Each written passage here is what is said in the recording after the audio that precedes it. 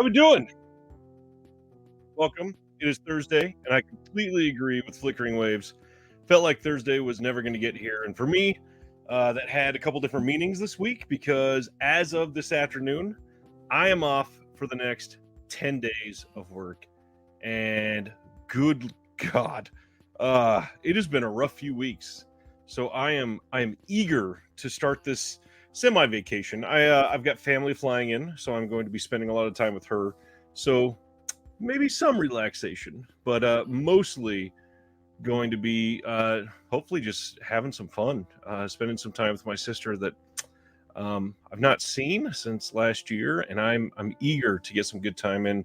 Hopefully, watch some movies. Hopefully, spend some time maybe doing some stuff for the channel with her, and yeah, just making a good time of it. I'm eager because it's been I don't know. It's been a rough, like super busy couple months. It seems like the channel has changed a little bit, and a lot of people seem to be really digging the interviews. So I've been hitting those semi hard recently. I've got I've got a few already lined up and ready to go again for you guys. I've got a really interesting discussion coming up tomorrow that we're going to talk about in just a little while, and some more that I'm going to try to hype up a little bit from now. But first, I want to try to say hello to a handful of friends. Terry, again, hello and welcome. So glad you are here tonight with us. Mitchell, my friend, what's going on?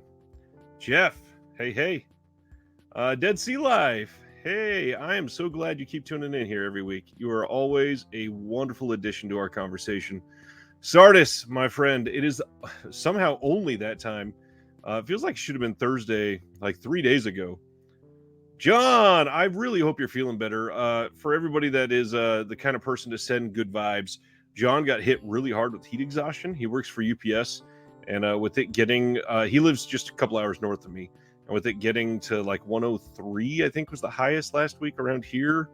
I don't know how hot it got up there, but even though he works overnights, John has been hit pretty hard recently. Aberration, my friend, what's going on? Midlife Media, hey, hey, what's up? Speaking of, there's my sister, the one that I get to see in just a couple days. Let's see, Sardis says, couple of doc wrecks. Blank City and Not Film? Is it called Not Film or is it something else?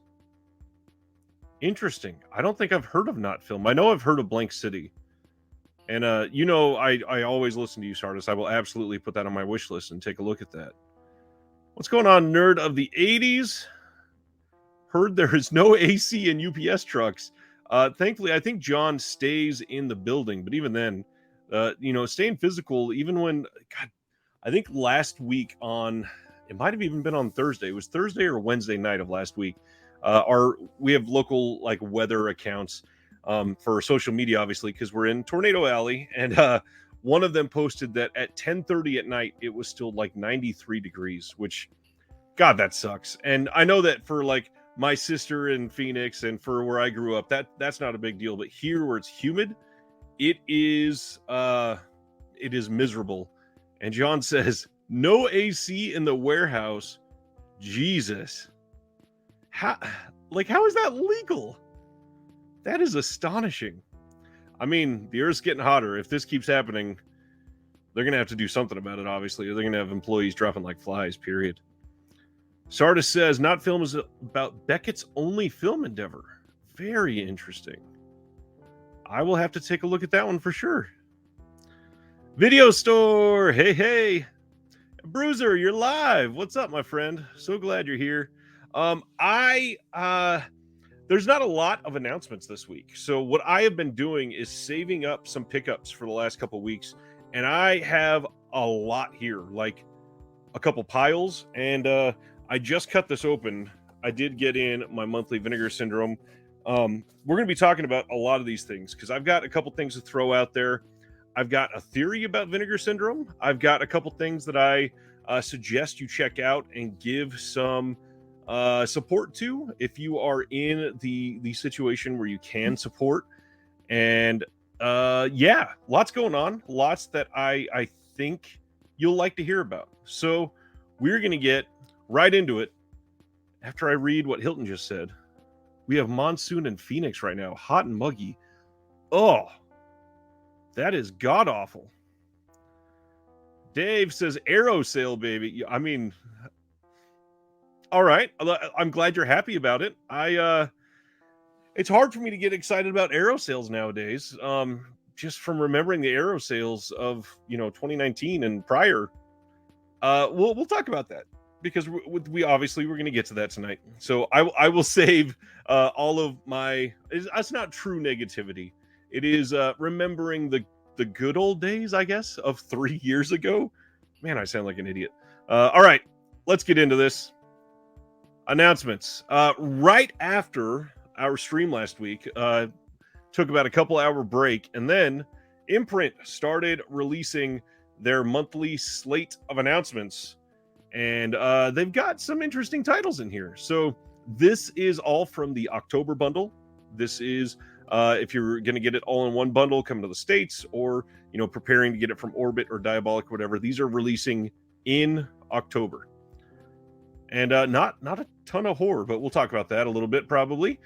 So coming in October from Imprint, a Warning Shot from 1967, and I don't think I've seen this one, but this one got like a lot of very favorable feedback from people I was talking to. This is a 1960s cult crime film that was directed by Buzz Kulik and based on the 1965 novel 711 Officer Needs Help by Whit Masterson. This one is starring Ed Begley, Joan Collins, and Lillian Gish, and they have a new commentary by Howard S. Berger and Steve Mitchell, and that's probably going to be it. They don't say there's anything else coming, but they got something new for it at least. I don't say, yeah, they did not say that this was the first time on Blue or anything like that.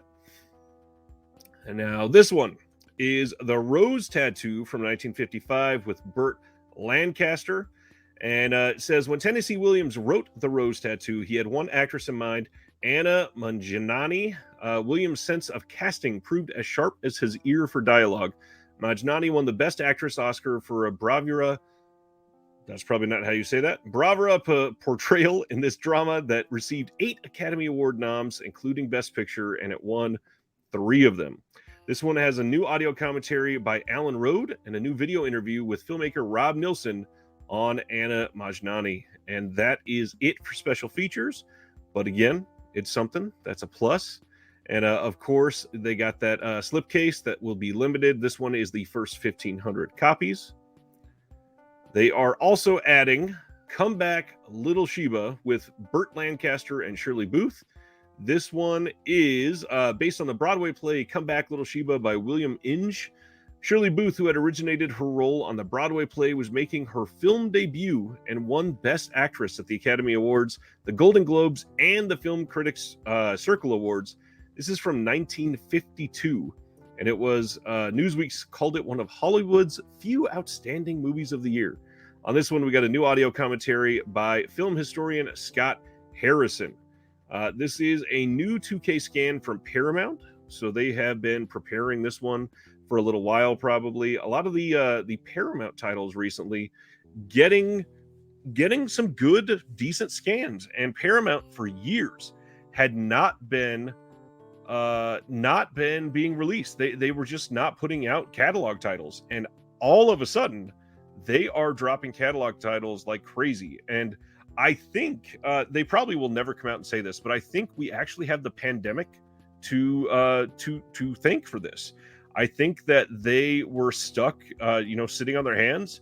Not much they could do during the pandemic, and they said, "Well, we have the rights to all these films. Maybe we can make some money." And now they are selling thousands of copies of a lot of these films. This is one that I will agree with Video Store Review here. A new 2K scan by Paramount means we can probably expect that this will be released in the US. Now, in the US, they have been releasing a lot of their catalog titles, and they've been allowing others to do it, primarily in Australia. Australia has been very good for Paramount over the last couple of years, primarily with Imprint. Zach's here. What's going on, Zach? So, I would imagine this will likely get released in the US eventually. Not necessarily this year, but eventually, hopefully. And then, this is one that a lot of people are very excited about. We are getting Pretty Baby from 1978, and this stars Susan Sarandon and Keith Carradine and Brooke Shields. Hattie, played by Susan Sarandon, is a New Orleans hooker who meets a photographer named Bellick, played by Keith Carradine, at her brothel one night. And after he photographs her, he befriends her 12-year-old daughter, Violet, played by a very young Brooke Shields. When Violet is brought on as a working girl by her mother's madam and Hattie skips town to get married, Violet quickly loses her innocence and focuses on reuniting with Bellick. But a life with Bellick is compromised for Violet after her mother returns to town. This is one that I gotta be honest, I'm kind of shocked this is getting a new release. The subject matter of this is not one that I truly expected to get released in 2022, but I'm excited about that. We need more of these. Brooke Shields seemed to be really great when she was younger, especially like Alice Sweet Alice is the one that everybody goes to, and for great reasons. It's a wonderful film, really great performance. Zach is watching from Facebook. Hey, Zach, what's going on? Oh, and Lissa's here too. What's up? What is up? I'm trying to say 4 words at once there. Video Store says Paramount is releasing Wayne's World in 4K. I have heard that. I'm waiting for some specs before I talk about it on here, but that is good to know for sure. This one is getting a, let's see. Okay, that's just a little rundown. This one is getting a newly restored 4K scan by Paramount Pictures. So this is going to be on a Blu-ray disc, not a UHD. New audio commentary by Kat Ellinger on this one. And then a video essay by filmmaker Daniel Creamer. New interview with Susan Sarandon. New interview with Brooke Shields. Those alone would be enough. But the Kat Ellinger commentary on top of those, this is a must own, in my opinion. The fact that we're getting a controversial film like this and we're getting those 3 names attached to it in 2022 is a miracle, in my opinion. Like, this is a great take. I'm so glad we're doing it. And Sardis, there was never really a need for censorship. I just, the patterns that we've seen so far, I would not have been surprised if they had stayed away from stuff like this. Michael just bought the Pretty Baby DVD, so thank you very much for your sacrifice, Michael. Mitchell says, I bought the Midsummer Director's Cut 4K, knowing it had no extras. Is the special features on the Blu-ray worth buying it as well? I also finally bought Hereditary 4K too. To be honest, on the Midsummer, not really. I think that if you have the Director's Cut 4K, it is by far the best release of that film. I actually compare the Midsummer Director's Cut to the Dr. Sleep Director's Cut in the fact that they both add quite a bit of context, and it's not like a 1.5 minute worth of scenes added back into the film that were cut because the studio thought that they were bad or anything. No, these are actual lengthy cuts that I think provide valuable context to the story for both of them, for both Midsummer and Dr. Sleep. Those are by far the best cut of those. And the special features on the Blue, not super extensive as far as I remember. I may be wrong. I haven't looked at it in the last, I'm going to be honest, like 90 days at least, if not more. But I don't remember it being super extensive. So that is Pretty Baby, and the year on that one is 1978. And then they are putting out North Dallas 40 from 1979. Notice so far, again, this is October. And all of these titles so far, not super horror focused or anything like that, which is kind of sad, but that's all right. North Dallas 40 depicts Nick Nolte as an aging ball player, who has always looked like an aging ball player, by the way, who through a woman he meets is drawn away from the masculine, violent world in which he has lived so long. In doing so, he finds himself at odds with the team's management. On release, the director was praised for delivering a realistic portrayal of the world of pro football in the 70s. This one is getting a new 4K scan by Paramount, getting put on a Blu-ray, new audio commentary by filmmaker and historian Daniel Creamer, and screenwriter Daniel Waters with director Ted Kotcheff. New introduction by the director. The director remembers North Dallas 40, and then looking to get out, a comparative analysis of the vision of the director a new essay. So lots of stuff on here. This is pretty dang cool. What's going on, Zach D? Horror is a year-round thing for me. Same for me as well. But usually, a lot of these boutiques, they'll save up a handful of bigger horror titles because they know that they'll sell well coming out in October. Even though most of the time, well, a lot of those October releases, they're getting pushed to like early November, and people are getting them late. So it ends up being a wash, anyways. The next one from them, which I think might be the last one. I don't have that memorized. This is the Molly Maguires from 1970. A secret society of militant coal miners battled their exploitation by the mine owners with violence and intimidation. This gripping true story follows a detective on undercover assignment for the owners, fighting his own conscience while attempting to gain the trust of the tough and suspicious leader of the Mollies. This stars Richard Harris, who is fantastic, and Sean Connery. Based on the 1964 book Lament for the Molly Maguires by Arthur H. Lewis.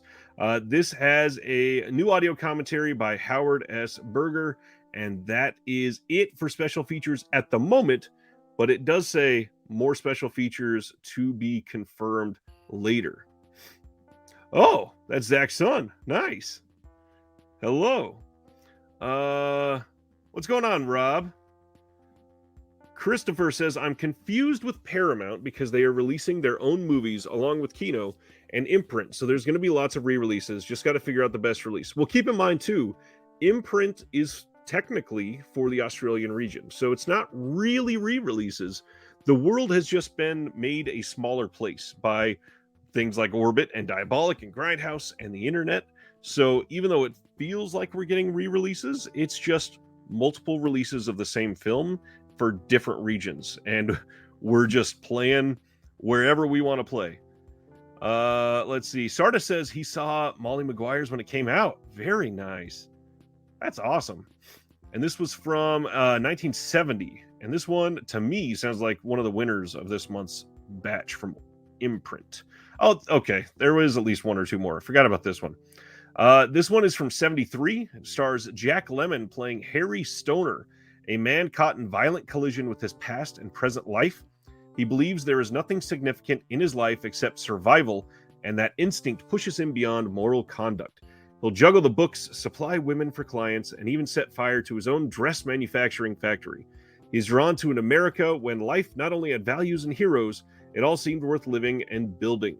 But Harry is frightened to break away from the emptiness of his seemingly successful life in Save the Tiger from 1973. Oh, yeah, I completely agree, Chris. It definitely makes it fun. It makes it something that you can, choose to collect different labels for different reasons. You can choose to collect different releases of the film for different reasons.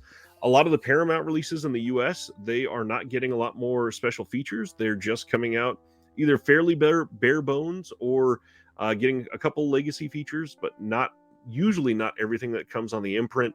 And then, of course, Imprint's got the nice case and it looks good on the shelf, and it's got the spine number and all that. So if you're into collecting, that is one thing that might intrigue you. Yeah, there's all kinds of reasons to shop around. This one is getting a lot. So we got a new audio commentary by Daniel Creamer, new essay it is about John G. Alvidson before Rocky. And then a new interview with the producer-director Lloyd Kaufman, new interview with actress Lori Heineman, and then some vintage interview with Jack Lemmon from 73, the trailer, and of course, the limited slipcase. Imprint has been great, yes. Video Store says, Save the Tiger, so good. Really happy it's getting a release, but surprised it doesn't have a 2 or a 4K scan. Now, I have noticed on some of the Imprint releases, they have not been able to confirm the specs of the scans in time because they're announcing this just over 90 days before it comes out. So this one could have a new scan. I wouldn't count on it necessarily, but there's still a chance. And when it does say high definition presentation on Blu-ray, that can get worrying. I completely get that. In 2022, I really wish we could count on at least a 2K scan for a lot of these, but we just plain can't. I mean, we got word that MGM is putting out many of the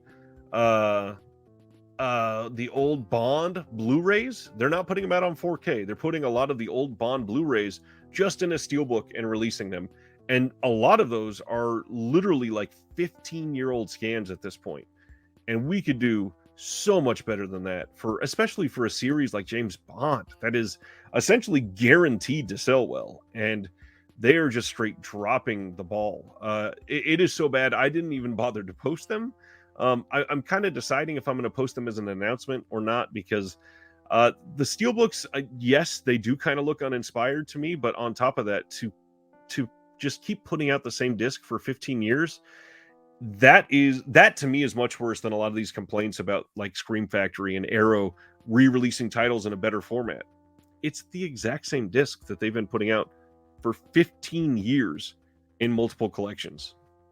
To me, like, that needs to be held to the fire a little bit. But also, Amazon now owns MGM, so that could just be the way that it is moving forward, sadly. Oh my gosh, we're not done with Imprint. Okay, they have like 8 titles this month. That's right. So from 1983, we are getting Testament. I totally forgot this was coming. Wow, this is like seeing this for the first time all over again. For those that don't know Testament, there are errands to run, laundry to sort, piano lessons to tackle, but an ordinary day like any other ends abruptly with a startling TV news bulletin, followed moments later by a blinding flash. With her husband away and her 3 frightened children gathered around her, Carol Weatherly, played by Jane Alexander, must face the unthinkable, the devastating aftermath of a nuclear attack. So basically, this is the perfect double feature with Threads, and this is one that you are going to be not walking away from feeling super happy. Sardis, sadly, you are correct. A lot of Bond fans are not cinephiles. It's a completely different market. This one is getting, it just says 1080p high-def presentation on Blue, new audio commentary by TV movie expert Amanda Reyes, and then new audio commentary by David J. Moore, author of World Gone Wild, a survivor's guide to post-apocalyptic movies, which that book has been in my wish list for the longest time. I should really get that already. There's a featurette on Testament at 20 years old, which, considering this was released in 1983, that is already almost a 20-year-old featurette. There is another one that is called Nuclear Thoughts and Timeline of the Nuclear Age. Once again, limited slipcase to the first 1,500.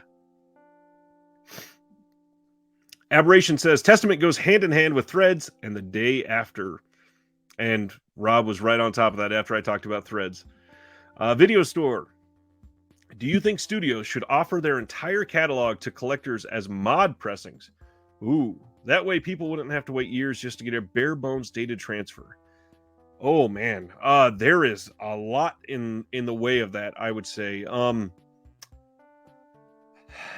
Just because I've worked with people in the arts before, I'm going to say no, because a lot of these older films, that's how they're going to make some of their living. So the rights being tied up, depending on where it's at, is going to lead to different contracts on how people get paid. And theoretically, the studio could perhaps guide that somewhat, but I don't really think I would trust them to do that. That's a tough one. I also wouldn't want them to do that because I feel like then the boutiques would lose a lot of their prestige and their steam on these and their reason to exist. We are needing these places to exist for archival, for better scanning, for features, and that's kind of a big deal. Like, if you watch the interview that I posted with Adam from Third Window Films, he literally goes door to door with people that made these movies and interviews them himself in Japanese, records it himself, does the subtitles himself. I don't want to lose that, and I don't want it to not be necessary because the studio is selling that film as a mod. And so there's no motivation to go, pay somebody a little bit to do these special features. And I don't know. I personally think that's super important. That being said, I do think we need a lot more access to these back catalogs. I do think that we need to try to we do need to try to cut away at some of these rights issues so that we don't have places that are holding it up forever. I should get rid of Testament because I'm not like chastising Testament or anything. But something like a Rubenstein, that everybody's heard that name, and he's so infamous for holding up Dawn of the Dead and the Martin in the U.S. release that he holds the rights to one cut, and it might be the extended cut. I don't think it is actually, but yes, I do think we need to find a way to navigate that whole system better.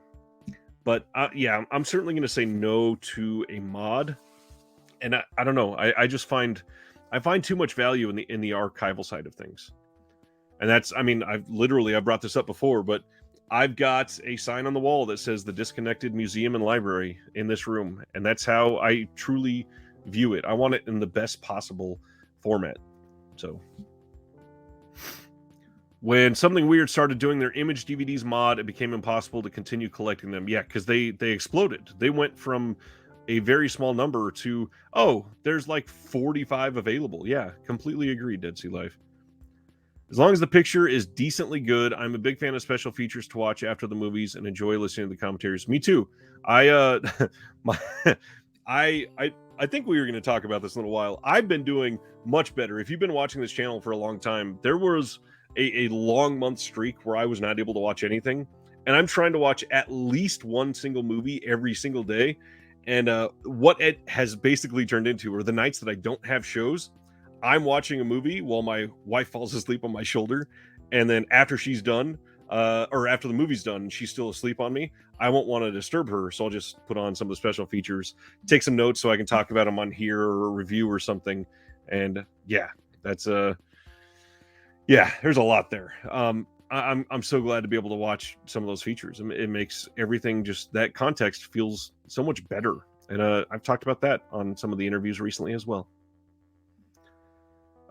Next up, oh my gosh. So this is a doozy, and I'm going to make this full screen because this is such a big deal that everybody needs to be paying attention to this one. So this one is a wild release. So this is coming from Indicator in both the UK and the US.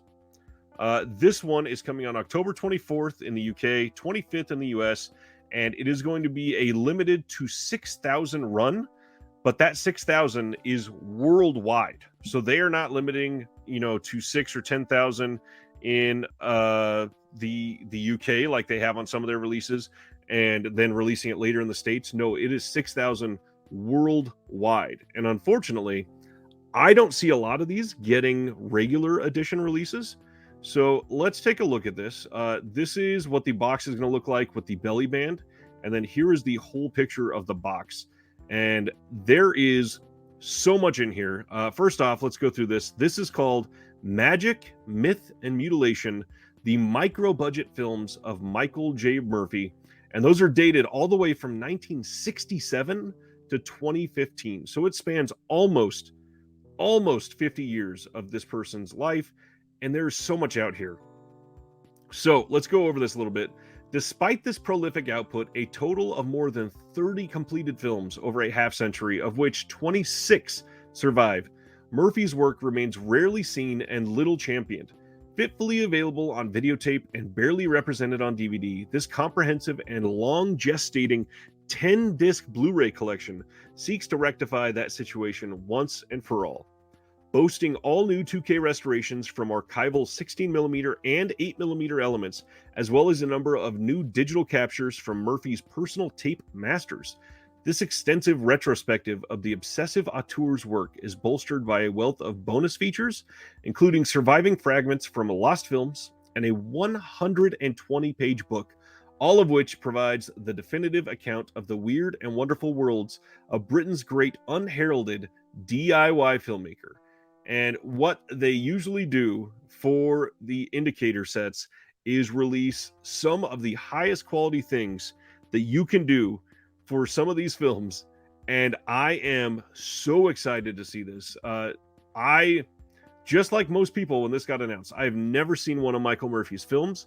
I'm very interested about it, but this type of set is one that absolutely deserves to be championed. This one says, all new 2K restorations by Indicator using film elements from Murphy Archives of Tristan and Isolde, Happy Ever After, Secrets, Almost a Movie, The Cell, Stay, Death in the Family, Invitation to Hell, The Last Night, Bloodstream, Moonchild, Torment, Atlantis, Road to Nowhere, Tristan version 1, ZK3, and Necros, Isle of the Dead, and The Return of Alan Strange. There are standard definition presentations newly digitized from Murphy's tape masters of Quaylen, Tristan, aka Legend of the Hero, Death Run, Avalon, Second Sight, The Rite of Spring version 1, The Rite of Spring version 2, Tristan version 2, Roxy, and Scare. And then they go on to break it down and share there is over 34 hours worth of film content. 34 hours. There are tons of extras, including commentaries, multiple documentaries, and tons of interviews, plus that limited edition exclusive 120-page book with new essays by Murphy experts and more. This is a world premiere of every single item on Blu-ray. World premiere on Blu-ray. This is so damn interesting to me, and I was so happy to see it light up the entire hobby. Everybody has been talking about this, and I cannot wait to discover somebody brand new. I do want to point out, let's see, somebody said it on here. It was Bruiser. You can find a few of the films on Tubi if you haven't seen any Michael J. Murphy yet, and that is probably the best way to gauge if you are going to want to take part in purchasing this. Now, that being said, I personally want to show support for something like this. So I am super interested in this and highly suggest everybody try to find a way to support this. I'm not going to push anybody, of course. However, this is the type of thing that boutiques really need to understand that people are going to appreciate. So if you can, for what we are getting, I think that this is one of the best priced boutique sets released in years. If you pre-order this from Diabolic right now, it is $82.99 plus the normal, I think it's $5 shipping. Now, the hard thing, if you order from Diabolic, is that they are not allowing anything else to be shipped with this because the box is so big. So if you're going to get it, it's going to be $88 basically, shipped by itself. Looks fantastic. To me, that is a solid win for just an amazing sounding set. What's going on, Dustin? Dead Sea Life says, so this guy is like UK's Bookwalter. That, to me, sounds like an apt comparison. I would also say it sounds like if you enjoyed the Adamson set, if you enjoyed the Mulligan set, if you enjoyed the Milligan set, if you are going to be getting the Steckler set, this sounds like something that you would love. Dead Sea Life, are Indicator sets like this and the Film Noir sets, are they Region B? So, let's talk about this, because I did talk about this in my video with Adam, and I think that this is important to cover for everyone. No boutique label can ever decide if all of their releases are region free. They can't decide if they're region B. They can't decide if they're region A or anything like that. So, Indicator. One of my things that I set aside to talk about tonight is this release of Columbia Noir number 5, Humphrey Bogart. This is the UK release. This does not have a US release because I believe this is the one. Some of these came out from Kino Lorber, I think. My mind just fried there. I think it is Kino. Anyways, so some of these, I believe this set is completely region B locked. Now, for a long time, Indicator was putting out releases that were all region free. Then they started releasing titles from Sony. Sony is the one that dictated their titles had to be locked region B. This new set, this one right here, Michael Murphy, this one is going to be region free. They have worldwide exclusive rights for everything in that set. So every single disc in there is going to be region free. They have announced that. On things like this, what you got to do is go to the Indicator website and read the side there, because they usually are very good about telling you if it's region locked or region free. And that's a great thing, because not all boutiques do that. Now, here's the hard part. If you are in the UK and you want a release that Indicator is putting out in the US only, Indicator does not have a website for US releases. So if you have been collecting all of the Indicator UK releases, and you're in the UK or Europe or anywhere else, obviously, and you are wanting to import something from their US line, there is no website that you can go on and check if it's region locked or not until it's released. And then usually Blu-ray.com will come out and say, hey, we had somebody to test this. It is locked or free or whatever. But I really hope they rectify that. And I think I was talking to somebody recently. It might have even been Ken, who just showed up. What's going on, Ken? I really do hope that they release a US website somehow soon, and we get that rectified, because their website is great in the UK, and oh man, that shipping is hard to swallow. What's going on, Brian? Let's get back to some of these announcements, and I hope that answered about the region locking. Just keep in mind, you can't always guarantee that something coming from a boutique is going to be region free or locked or A or whatever, just because of the label that it's on. It always depends on the license holder, whoever they are getting the rights from. They're the ones that dictate it. Next up, Oscilloscope Labs. I think one of the most overwatched labels, overlooked labels. They had a flash sale, but it's over, so we're just going to flash right over that. We got some interesting news. Warner Archive had taken a couple months off, and they came out and they put out, or are going to put out in September, 3 new titles. We're getting 1933's King Kong. I'll say why that's a bad thing in just a second. Rachel from 1968, and Abe Lincoln in Illinois from 1940. Now, King Kong, a lot of people were speculating. They think that Criterion was going to put this out in 4K. The fact that Warner Archive is releasing this on Blu-ray, I believe, promptly rules out a near soon 4K release. I think it could happen eventually, but you never know. I think that this is one that could be stuck on Blu-ray forever, which the elements are very old. So it very well could have something to do with that as well. But I would hope for a film such as this that is that important that they're preserving it to the best of their abilities. Sardis says, I would think most European fans have a region-free player because U.S. films are popular there. That's true, but the hard part is most U.S. films are getting great European releases. So some of the ones that are coming out here, like especially Indicator, if they had the rights in the U.K., they would release it in both places. But they don't have the rights in the UK, so they release it only here, and it is locked region A on some of them. So, some of the UK people, they don't have a reason to go region free. In fact, I think it's more common for US individuals to be region free rather than European individuals to be region free. Dead Sea Life, I don't think we've gotten details on that yet. If we have and I overlooked it, somebody please let me know. I would assume with Warner Archive putting this out, that usually means there's been a new restoration, but I don't have details on that yet. Ken says, I'm assuming Warner Archive will release the last Val Lewton double feature, I Walked with a Zombie and The Seventh Victim. All the Lewton films are great. I believe many people are speculating the exact same thing as you there, Ken. That would not surprise me at all. Next up. Okay, so I worded this oddly.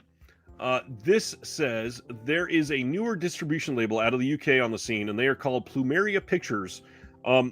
Somehow, these guys had been around for like a year and a half-ish, something like that, and just not gotten any attention. I'd never heard of them before. A couple weeks ago, I was doing some research before I was posting these and wanted to make sure I was getting all my information right. But these are films that they are either putting out or they're available now.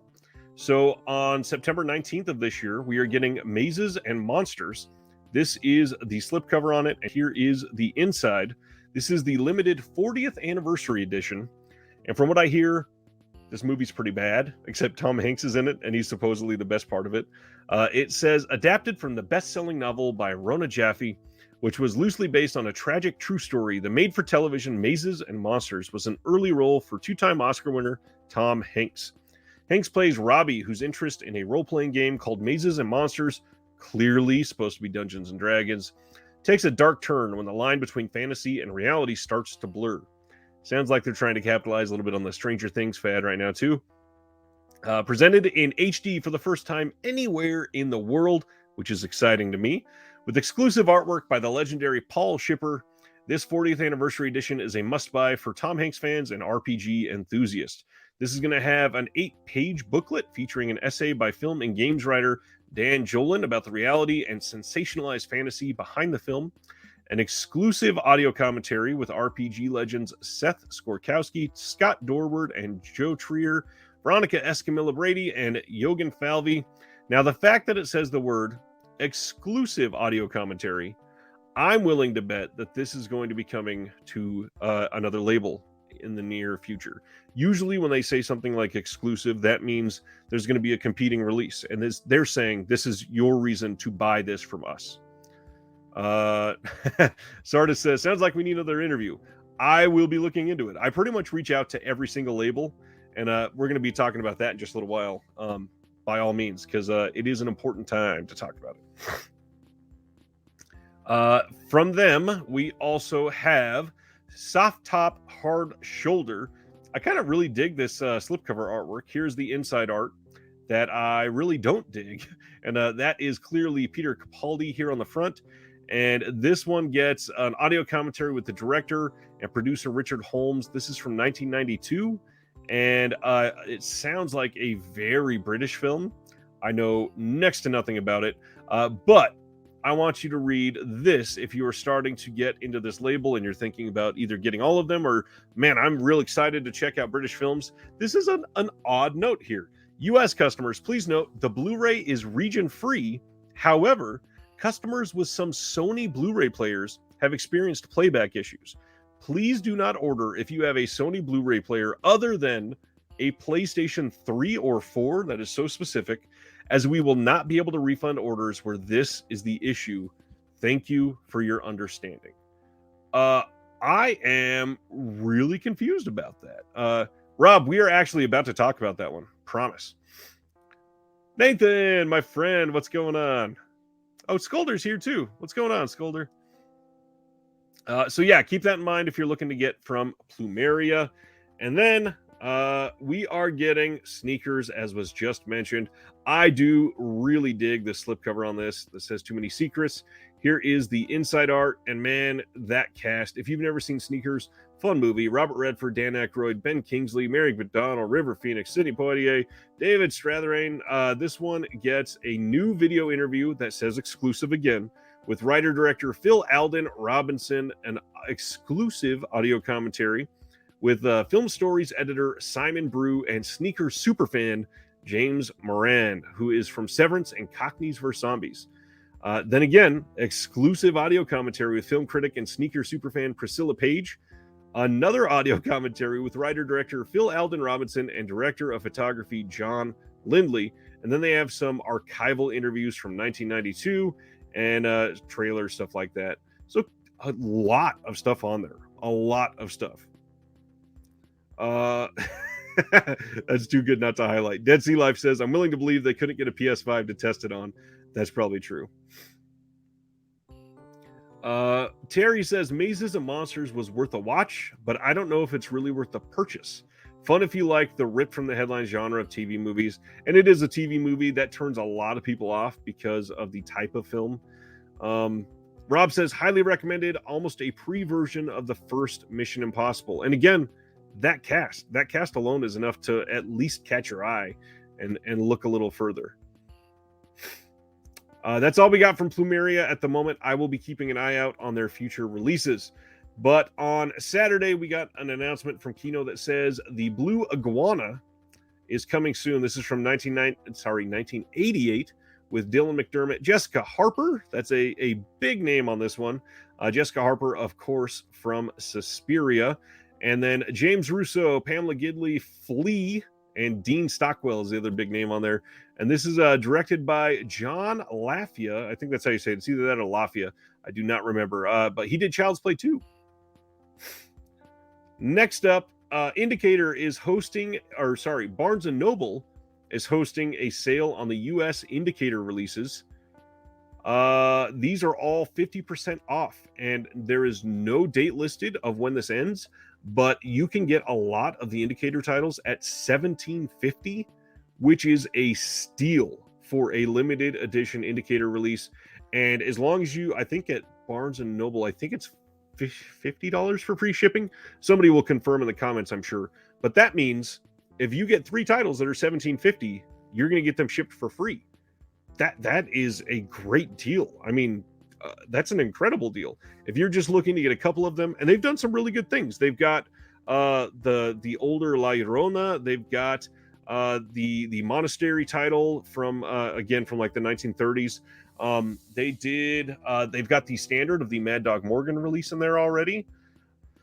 Let's see. I think they had some of the box sets as well that were a little more than 17, obviously. Yeah, they've done not a ton of stuff. I think there's like 25 titles or 30 titles for sale, something like that. But some good stuff. And my big recommendation, and if he's still listening, John Peters would agree, in the US earlier this year, they released The Brute, which is a harrowing tale about domestic violence in the UK. And it was before there was any sort of women's shelter for domestic violence. There was some areas starting up, and you see an example of one of these in the film. But that movie is a roller coaster, a really, really great study into the way different classes operate and have to coexist and how people are affected by that. And yeah, it's certainly one that I strongly recommend, one that has not gotten enough attention this year. And I think you should look at it. It's a good one. It's from the 70s. I think it's from like 77. Coming soon as part of the Paramount Pictures deal that Kino struck.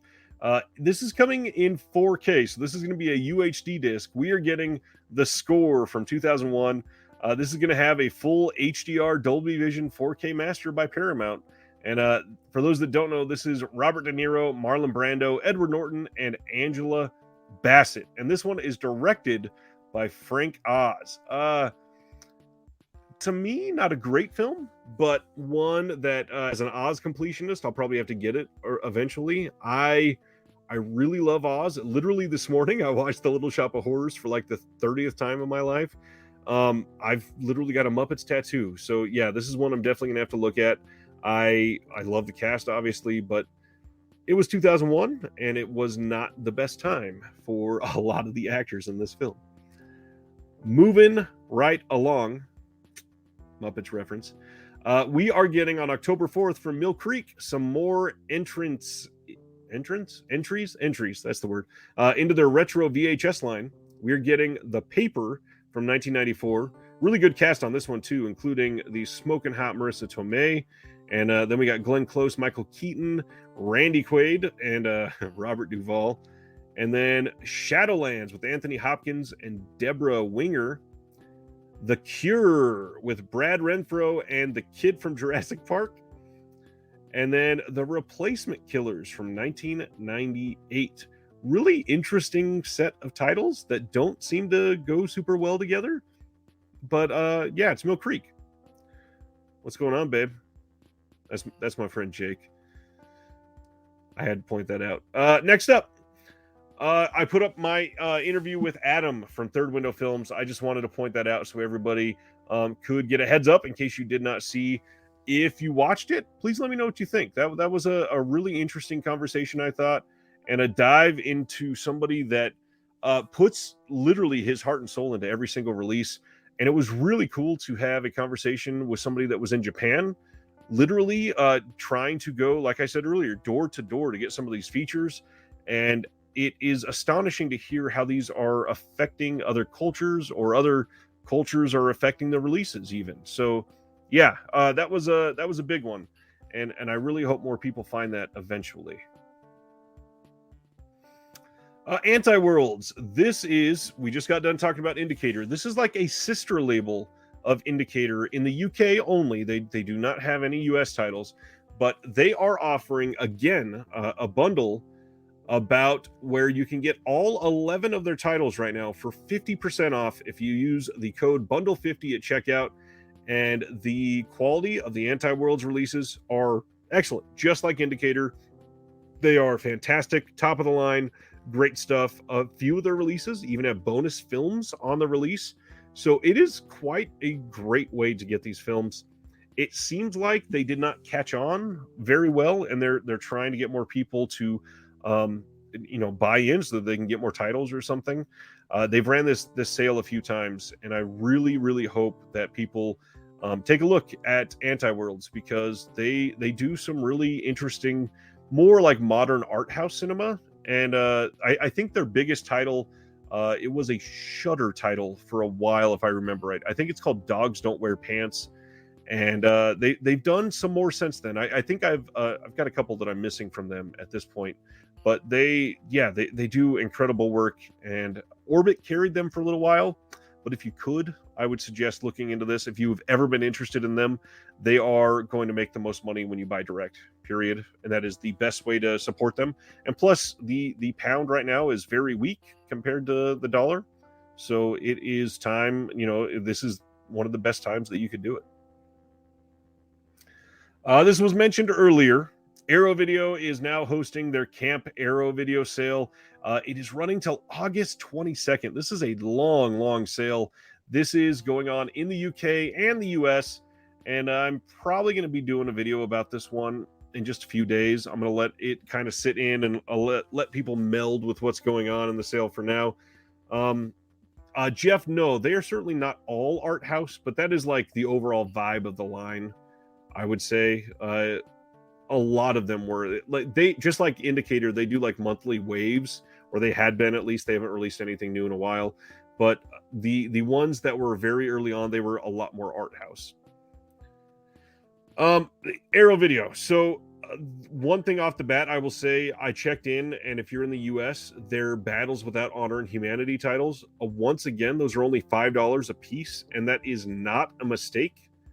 I have a feeling that those are going out of print at the end of the year, and they are trying to get rid of as many as they can. So if you are still looking to get those, they are $5 a piece right now, and that is the best way to get those for sure. Because the giant box set that was limited, that's only going for hundreds of dollars on eBay and secondhand. If you want those, by all means, go to the Arrow Video US sale and get those as soon as possible. Now, I'm not guaranteeing they're going to go out of print, but that's what it feels like, at least. Dry mouth.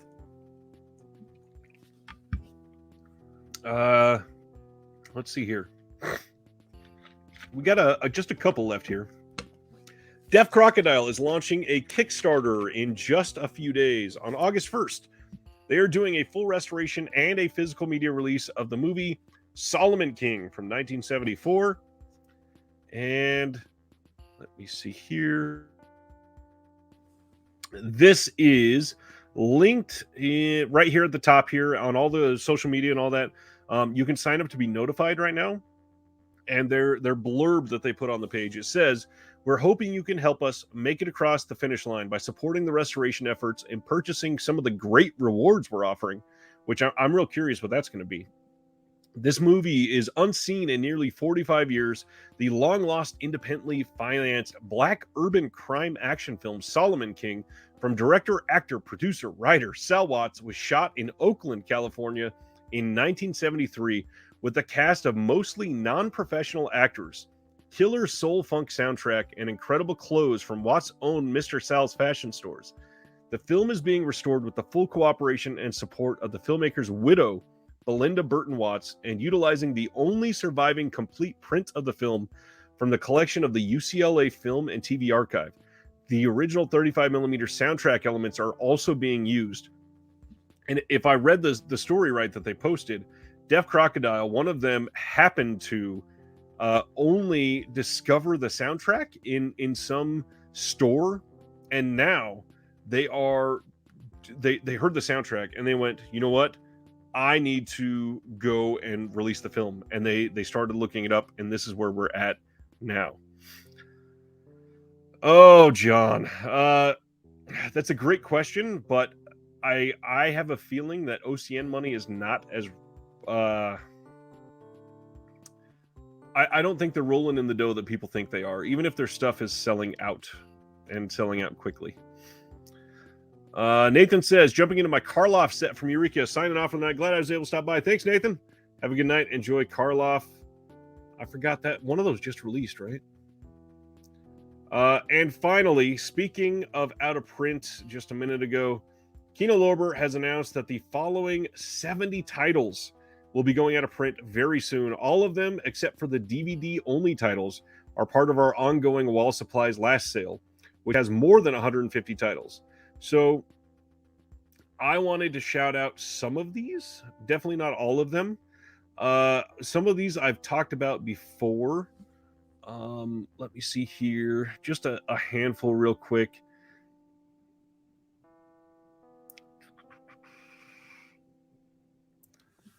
National Lampoon's Class Reunion. If National Lampoon is your thing, this is one that you got to have. It just so happens to be that the next two are the ones I'm going to talk to next. Night Stalker and Night Strangler.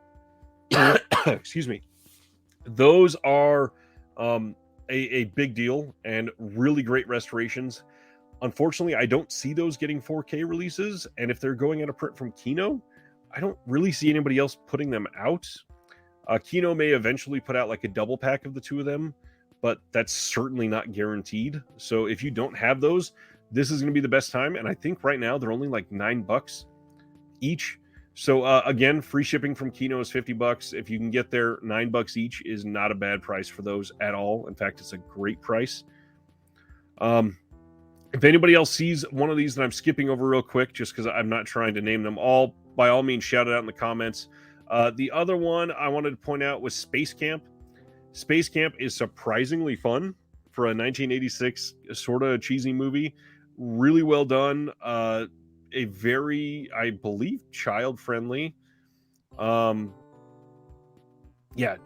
believe it's a good one for fairly young kids. I remember watching it when I was younger. Let's see. Anything else? Spiral Staircase is supposed to be good. I've not seen it yet. And Trilogy of Terror. One of the best TV films of all time. That's the last one I'll point out. It is astounding. The third one in that trilogy, of course, is the one everybody knows with the doll, and it's amazing. You're going to see Karen Black at her finest, and if you don't have it yet, I don't know why. This is the best time to get it, and when that goes out of print, that's actually one I could see getting another release eventually, but considering how many they've probably sold over the last handful of years, I would bet that nobody's probably going to go after it soon, unless it's like a UK release. But yeah, Trilogy of Terror. That's a great one. And that's it. That's it for announcements for this week. We are going to have an incredible week of announcements coming up next week. In the morning, we're going to have Arrow announcements. On Monday, we are getting Vinegar Syndrome, all of their partner label announcements, including a new partner label. We are also getting, I believe, they haven't confirmed yet, but I believe we're getting Scream Factory announcements on Monday. And next Thursday, I'm going to be joined live with my friend that is a new friend of mine that was supposed to be live with us last week. And he got sick, and we rescheduled him for next week. So you'll get to hear him then, but also you'll get to hear him tomorrow. So I'm going to get into some of my pickups and explain what is going live on the channel tomorrow. One of my pickups is I'm Dangerous Tonight. This is from Kino, just came out. This is a Tobe Hooper made for TV film that, I mean, look at that cast. Arlie Ermey, Dee Wallace, Anthony Perkins, and this is one, I mean, look at Anthony Perkins there on the back, looking like a badass. Brand new 2K Master, and you'll see here the very first special feature listed. I'll turn it around so you can see it. Audio commentary by Christopher Woofter and Will Dodson, editors of American Twilight, the cinema of Tobe Hooper. And that second name there, Will Dodson, he is going to be our guest next Thursday as we go through all of these titles when they are announced and go over all the announcements. But even better, you'll get a double dose because going live on the channel tomorrow, I have about an hour-long conversation with Will about Toby Hooper specifically. We do talk just a little bit about Will himself, but we really went into this long, deep dive onto the cinema of Toby Hooper, what sets him apart, what makes him unique in the landscape of directors, and not just horror directors, but kind of all over the place. And something that I think will be kind of different for the channel, but something that I think a lot of people will appreciate. So please check that out tomorrow when it goes live. I would love the support on that one. And I'm thinking of doing some more of those, some more like deep dive educational type just into film discussions. And if that is your sort of thing, I would absolutely be all about that. Let's see. Dead Sea Life says WNUF put out a sequel to the Halloween special, but it's only on DVD for now. That is because I believe this was publicly said, so I don't think I'm breaking anything. I believe TerrorVision is also putting out the sequel later. I don't know if it'll be this year, but it'll be later for sure. Yes, you did watch Hooper tonight, didn't you? Watch Eaten Alive, Jeff? Eaten Alive is actually one of my least favorite Hoopers, but it's unique for sure. And Robert Englund's kind of gross in that. Okay, so speaking of supporting things, not only just this channel, I want to talk about a handful of things that I want to plead with you all to support for a while. So one, and some of these are going to go right in with my pickups. So one is this shirt that I got in. Let me unfold it all the way. This shirt is a long sleeve shirt. Oh, where's the right way? Supporting Joe Bob Briggs and Darcy the Mail Girl from the Lost Drive-In. Now, I got this from supporting their Patreon for so long. It is their Patreon is kind of an expensive one, but they do give like 4 or 5 physical things a year to make up for that price. But what I wanted to say is Patreon is a really great way to support creators. And this is going to sound like it's about myself. And by all means, please join my Patreon. Go hang out in our Discord and talk with everybody.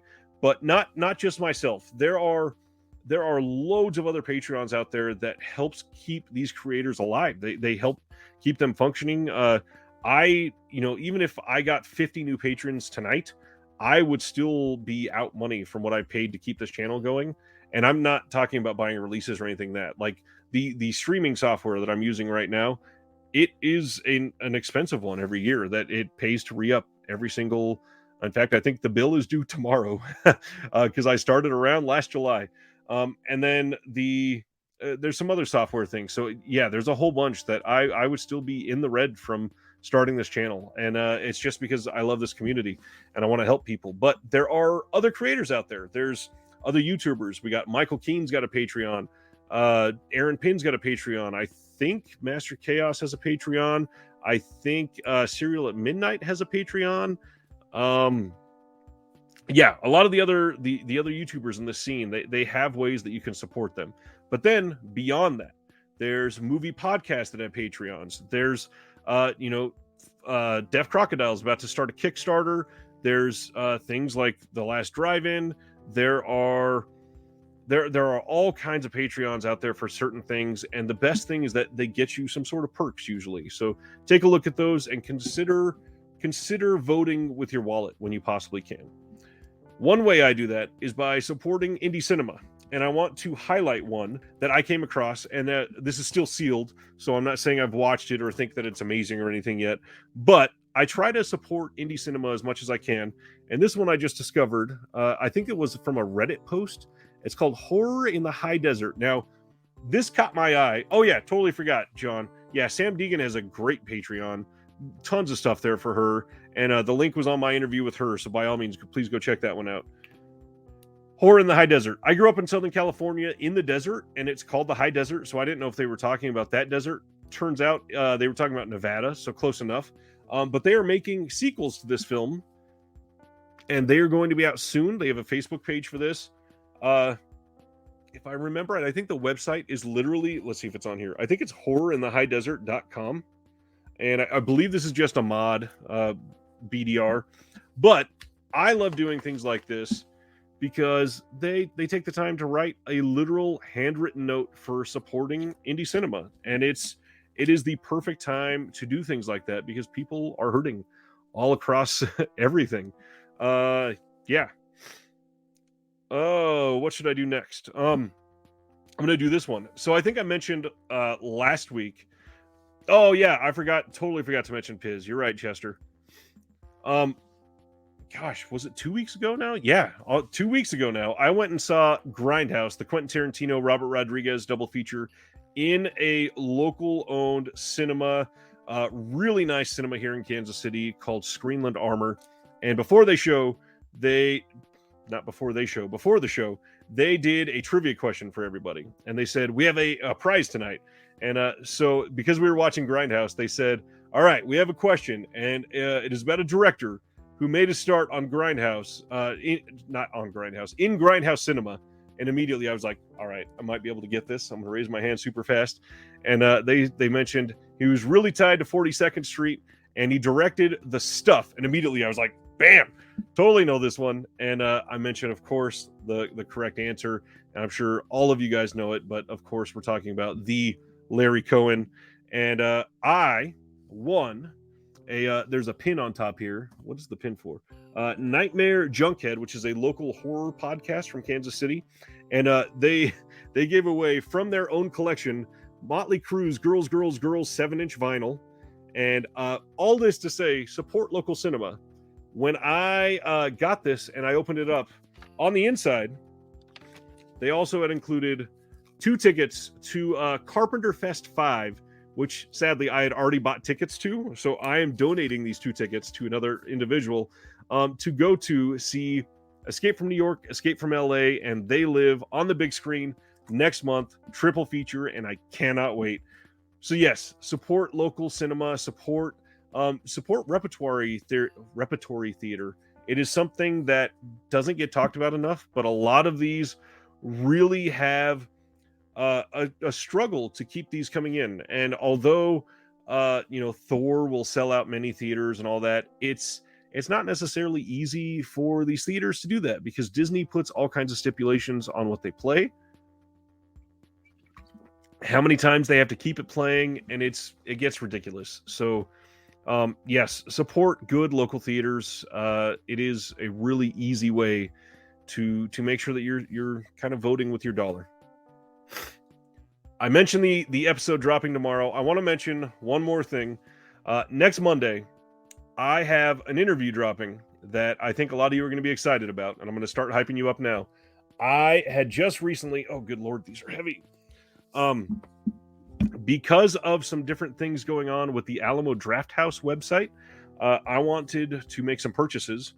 So I got in These Fists Break Bricks. This is how Kung Fu movies swept America and changed the world.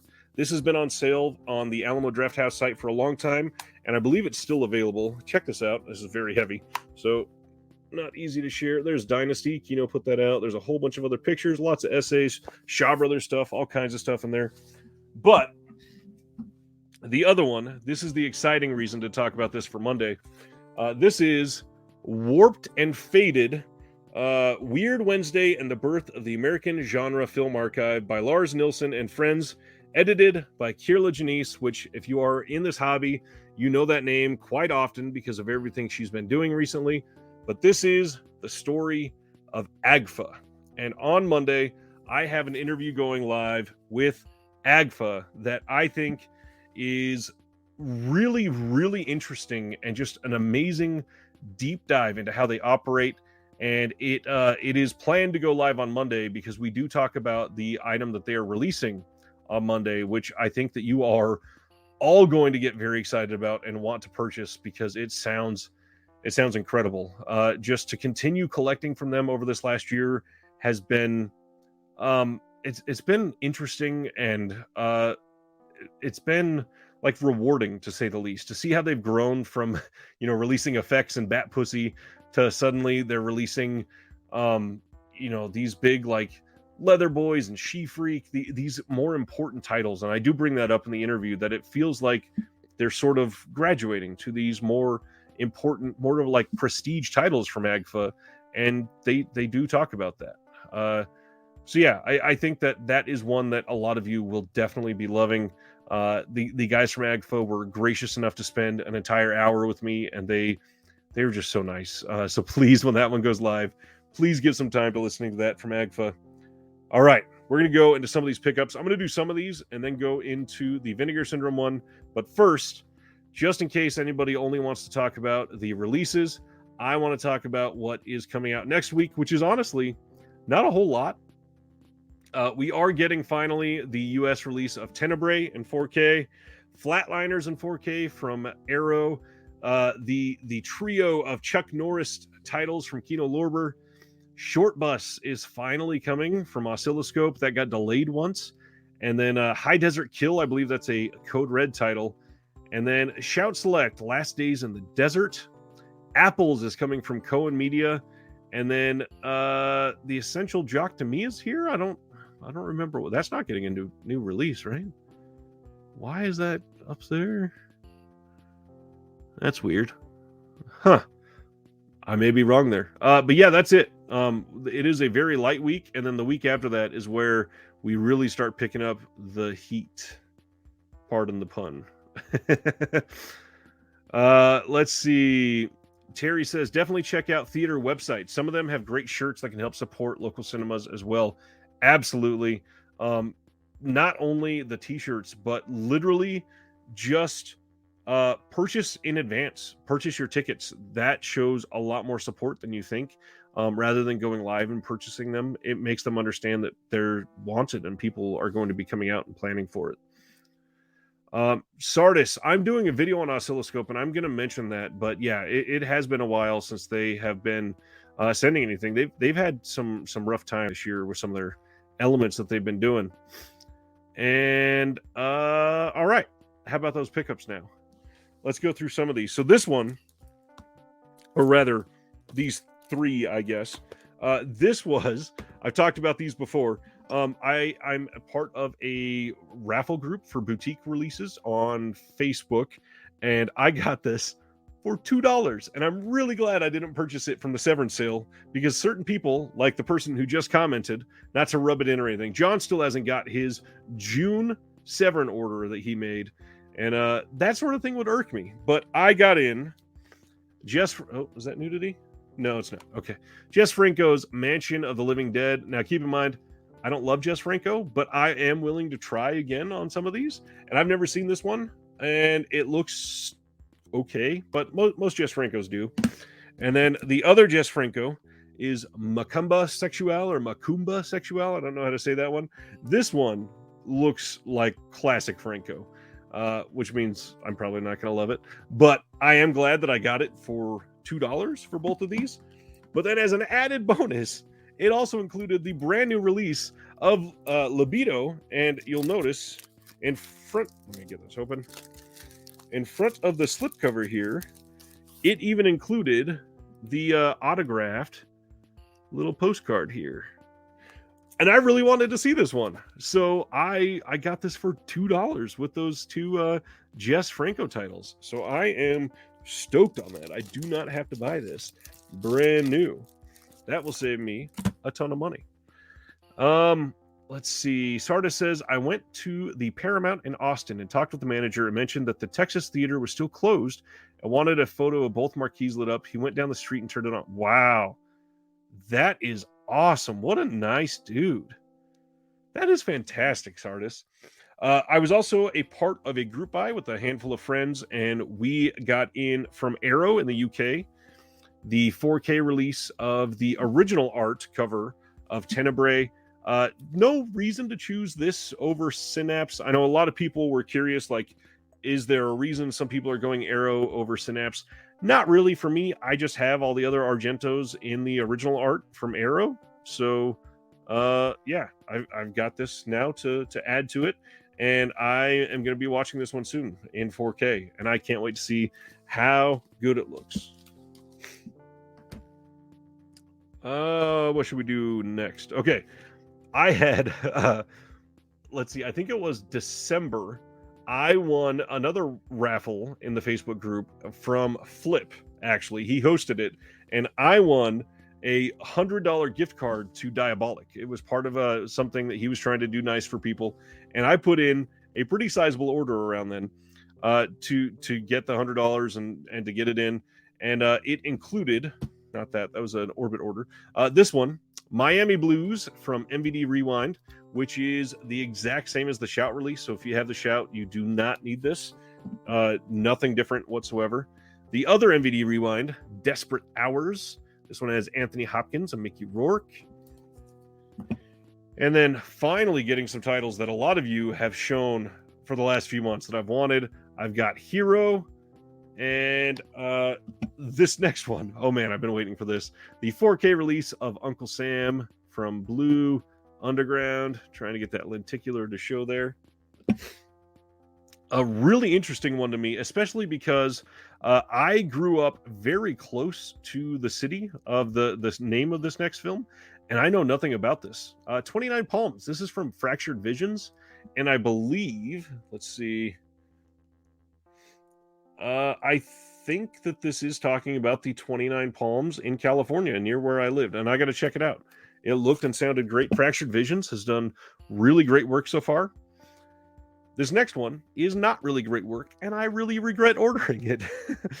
This is Johnny Mnemonic from 101 Films, and oh boy, before I say anything, really cool art. I like the way they did this.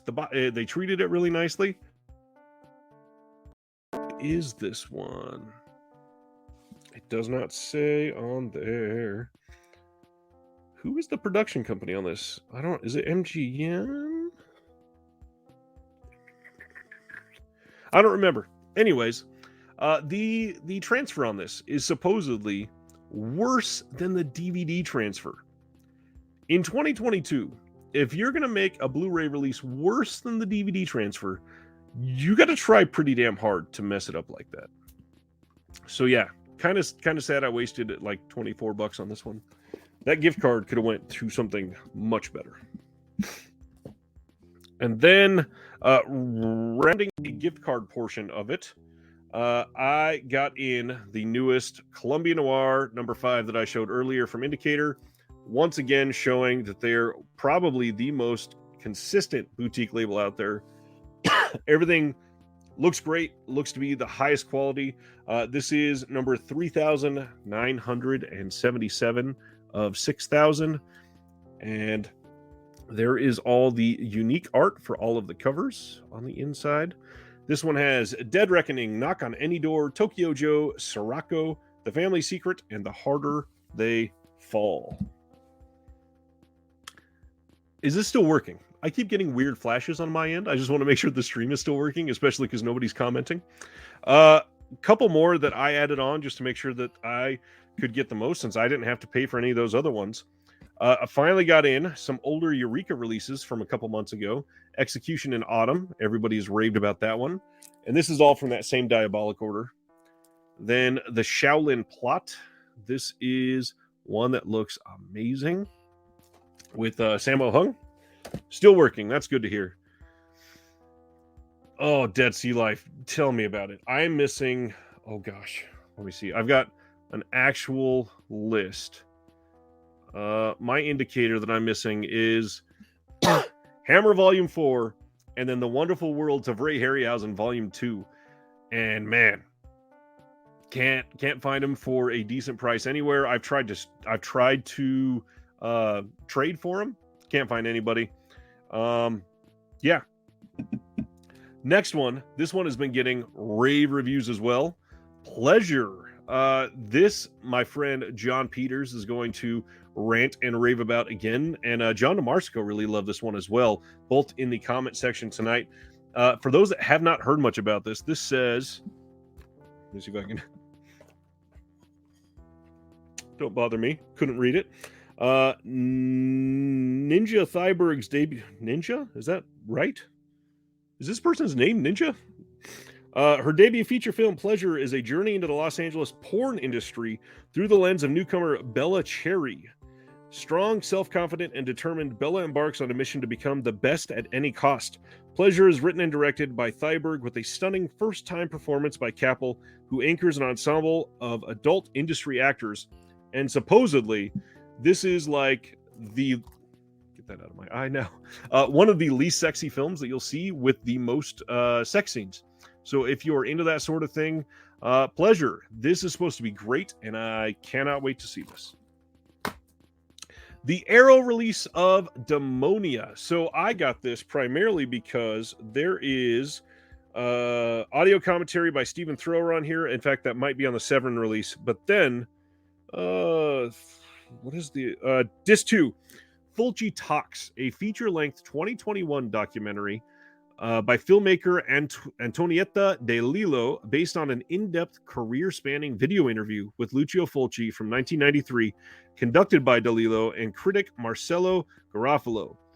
And that sounds stunning. I can't wait to see that.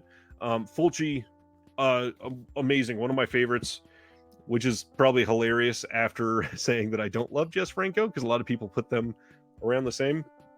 I think Fulci's amazing. I think this is the last of that Diabolic Order, and two that I am most excited about, and a lot of you have been sharing these, but I am oh so glad to have them in my hand finally. The Necrophiles and Bloody Muscle Bodybuilder in Hell. This one is the Japanese Evil Dead, basically.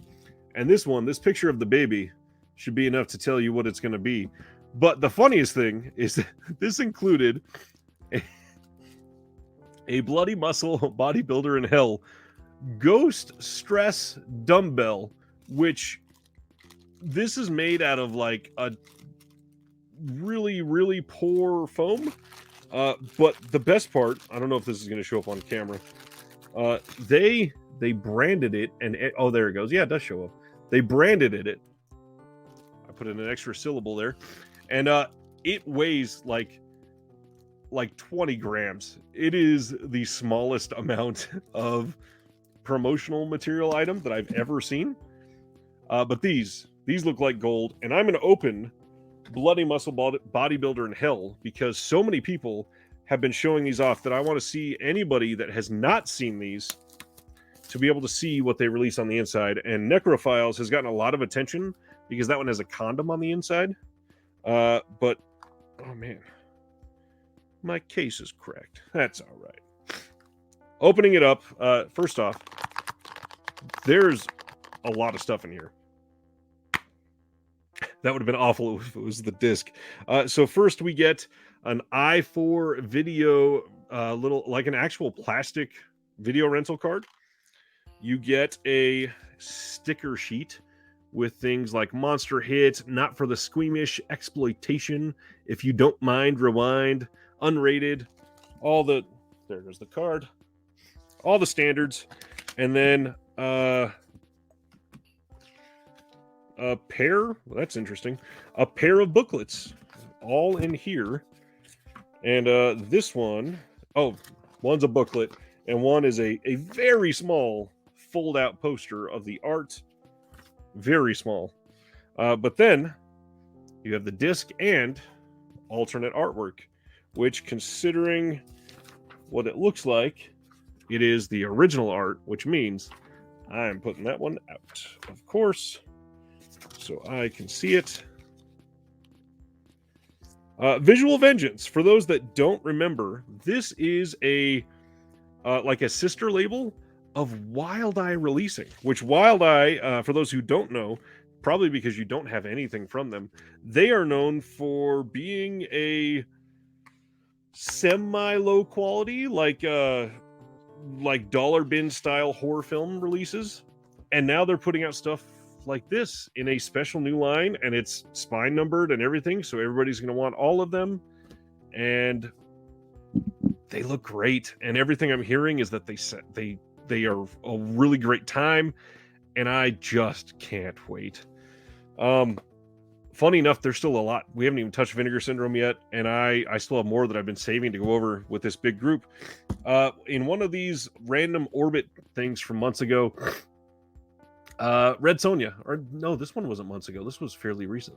Red Sonja in 4K. This is, of course, with Schwarzenegger. I've never seen this one, and I genuinely really like Schwarzenegger. A lot of good memories watching his stuff. Let's see. I got a handful of Kinos in. I already showed you the one that I talked about for tomorrow. I got in Night Gallery Season 2. Love this show, but more importantly, I love the work that they've put in the first and the second season here. They got, listen to this, how ridiculous this is.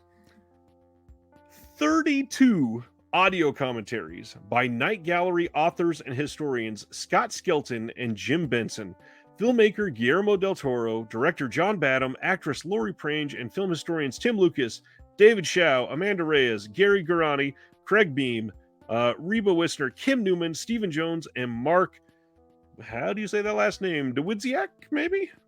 Lost Tales from Season 2, there are episodes that were gone for a while, and then Revisiting the Gallery, a look-back featurette with a bunch of actors and historians, and then even more. But genuinely, look at that top line. 32 audio commentaries. 32. And this release, if you get it from Kino, it's less than, oh gosh, how much? I think it's like 60, 65, something like that. That is ridiculous. This is such a treat. It is. Look at the runtime. 1,175 minutes of Night Gallery in one package for a steal, essentially. That is such a great release. Can't wait to dive into that. I'm going to save that one for last from Kino because it's one of my favorites. The Killing in 4K, little known new fancy indie director named Stanley Kubrick. Sardis, that is a great joke. He said, do they all talk at the same time? I should have made that joke. You caught me slipping. That was good. Newly released Planet of the Vampires from Bava. This is a brand new 2K Master audio commentary by Kim Newman and Barry Forshaw. And then Tim Lucas also has another audio commentary on here. They've also got the trailers from Hell stuff. This is one I don't think I've seen. And it looks, I mean, just look at that. It looks delightfully cheesy. And this one looked super intriguing. Who was in this one that I really wanted? Maybe this is not the one I'm thinking of. Film Noir, The Dark Side of Cinema 8. We've got Temptation, Enter, Arsene Lupin, and Street of Change in here. And yeah, they do pretty good stuff with their film noir. Just keep in mind, the deeper we go with their film noir, they seem to be kind of reaching for what film noir is. The one that I set aside, that's one of my favorites. This is one that I have been waiting on for literally, I think they announced it 2 years ago, maybe a little more. Oh yeah, because I think it was early 2020 when they announced this. And this finally being in my hand, I am so ready. Eternal Sunshine of the Spotless Mind in 4K. This is a film that I'm going to open right now, first of all, just because I want to breathe it in. But I got the same vibe from watching Everything Everywhere All at Once as the first time I watched this. And it's hard to put a finger on, but this film is so well made and so unique. Here is the inside. No booklet or anything like that. Just a 4K disc and a Blu-ray disc. And that's it. This film is special. It's got a wonderful cast. It is, I think, Jim Carrey's best performance, probably. And Kate Winslet is just ridiculously great.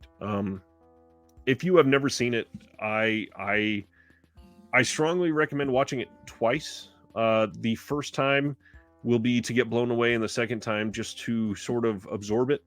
And to have this in 4K is so special. And I really hope that someday, after I've sat with both films again for a while, I can do a double feature with this and Everything Everywhere All at Once, and probably just cry like a lot. I do not rewatch a lot of films, and the ones that I do are very special. And Everything Everywhere All at Once I saw in the theater this year, and then I bought it on physical and showed my wife, and both times I teared up multiple times. It immediately jumped into my favorite films of all time. I got a couple steelbooks that I wanted to share. One is the brand new Men in Black 4K. This is supposed to be I believe, slightly improved 4K release of this. And then we also got a very interesting release on this one. This got a 4K release for the Bob's Burgers movie, but only if you got the steelbook. Everything else is just a Blu-ray release. And I'm going to open this up and show it because I think we've talked about it on here, but I love animation. I love it when it's well done. I love especially when it's a positive format, or at least in a format that doesn't take itself too seriously. Like Happy Tree Friends is great, even though it's not super positive. But the Bob's Burgers franchise at this point is one that I truly admire and appreciate. And the art on this is stupendous. I love that they just took this animated shot of the town, and it looks great. And the fact that it's the only way to get it on 4K is wild. I'm so interested in why they did that. I would love to hear the reason behind that. It doesn't make a whole lot of sense to me. That being said, I'm going to give away the digital copy of this one right now. So please, if you want it, go to redeemdigitalmovie.com, and I am going to paste in the chat the code for this one. redeemdigitalmovie.com, and you guys can duke it out. And I want to find out who got this one, so please let me know. This is just to reward those of you that have stayed on to watch this whole show, because it is not a short one tonight. We haven't even touched Vinegar Syndrome yet. Let me make sure I type this in correctly. All right. redeemdigitalmovie.com and enter in this code. Just send it across. If you get it, let me know so I can throw that away. But yeah, steelbooks. I really like steelbooks for some reason. I'm an idiot like that, but when they're good art, and especially when it's the only way to get a 4K disc, it's nice. And I do display some of my steelbooks around the movie room. Finally, one of the most important films of the last 25 years. I can't even pretend anymore. I only said that because it says 25th anniversary. It's Good Burger. Got the new Good Burger Steelbook because it's great. And I'm going to show this to my kids soon because it is hilariously silly. Good Burger is good. Barry says, I hope Flip is doing better. Flip is doing a lot better. Unfortunately, his family did get sick as well. So keep them in your thoughts. It is a tough time in their house. He has been very, very, very weak and tired. So Flip should be alive and well by next Tuesday and doing better, thankfully. Sardis asks, have I watched any Mokri yet, or Mokri? I don't know how to say that. Unfortunately, this one is really hard to watch while I work, and that's how I've been watching stuff this last week. Because it's not in English, it is one of the much more difficult ones where I have to pay attention to every single moment of the film. And no, I've not been able to. And I got, that was a June release, right? Yeah, I got the June release super late. I've literally only had that for 2 weeks. And yeah, I've just not been able to get to it yet, sadly. I have watched a lot lately, though. And in fact, you know what? This is a perfect time. I'm going to do some recommendations really quick and go over some things that I have watched in the month of July. Since we are on July 28th, I'm going to go all in. Why not? Let's just go all for it tonight. I'm going to scroll all the way back to the very beginning of the month, and we are going to deep dive through a lot of these. And I'm going to go quick on some of these. The Black Phone. I think it was good, not the immediate classic that everyone thought it was. Went to the theater the very next day. Thor: Love and Thunder. I do think it was good. I do think that it was them kind of trying to grab onto the Taika Waititi magic that they had in Thor Ragnarok. I don't think it was anywhere near as good as that one. Everything Everywhere All at Once. Classic. 5-star film. It's amazing. Absolutely, if you have not seen it, it is a gift to humanity. And I don't say that lightly. Oh, wow. Rob got the code. Nice. Very nice. Heavy Trip from, I think it's Music Box Films, put that out, the Vinegar Syndrome partner label. Super fun story about a black metal band trying to go to, I think it was Norway. Really great physical release. They have a short featurette of the band going to Austin, Texas, where they're showing they're actually going there to show the film at South by Southwest, I think, and they filmed some featurettes there, and it's hilarious. Really great film, perfectly up my alley. Just a wonderful style. Ruined Hearts. I watched this because I knew I was about to interview Adam from Third Window Films. This is an older release from them, and I watched that one. And this one is a tough watch. And I don't mean that in like it's an exploitation film or anything like that. It is very experimental. It is it's first off, it's a very short film. Thankfully, it's like 80, 90 minutes. But in those 80 or 90 minutes, there's like less than 10 lines of dialogue, and it's mostly just following around people in Japan. And there is sort of a cohesive story, but not as much as most people want in their films. Hey, KB, what's going on, my friend?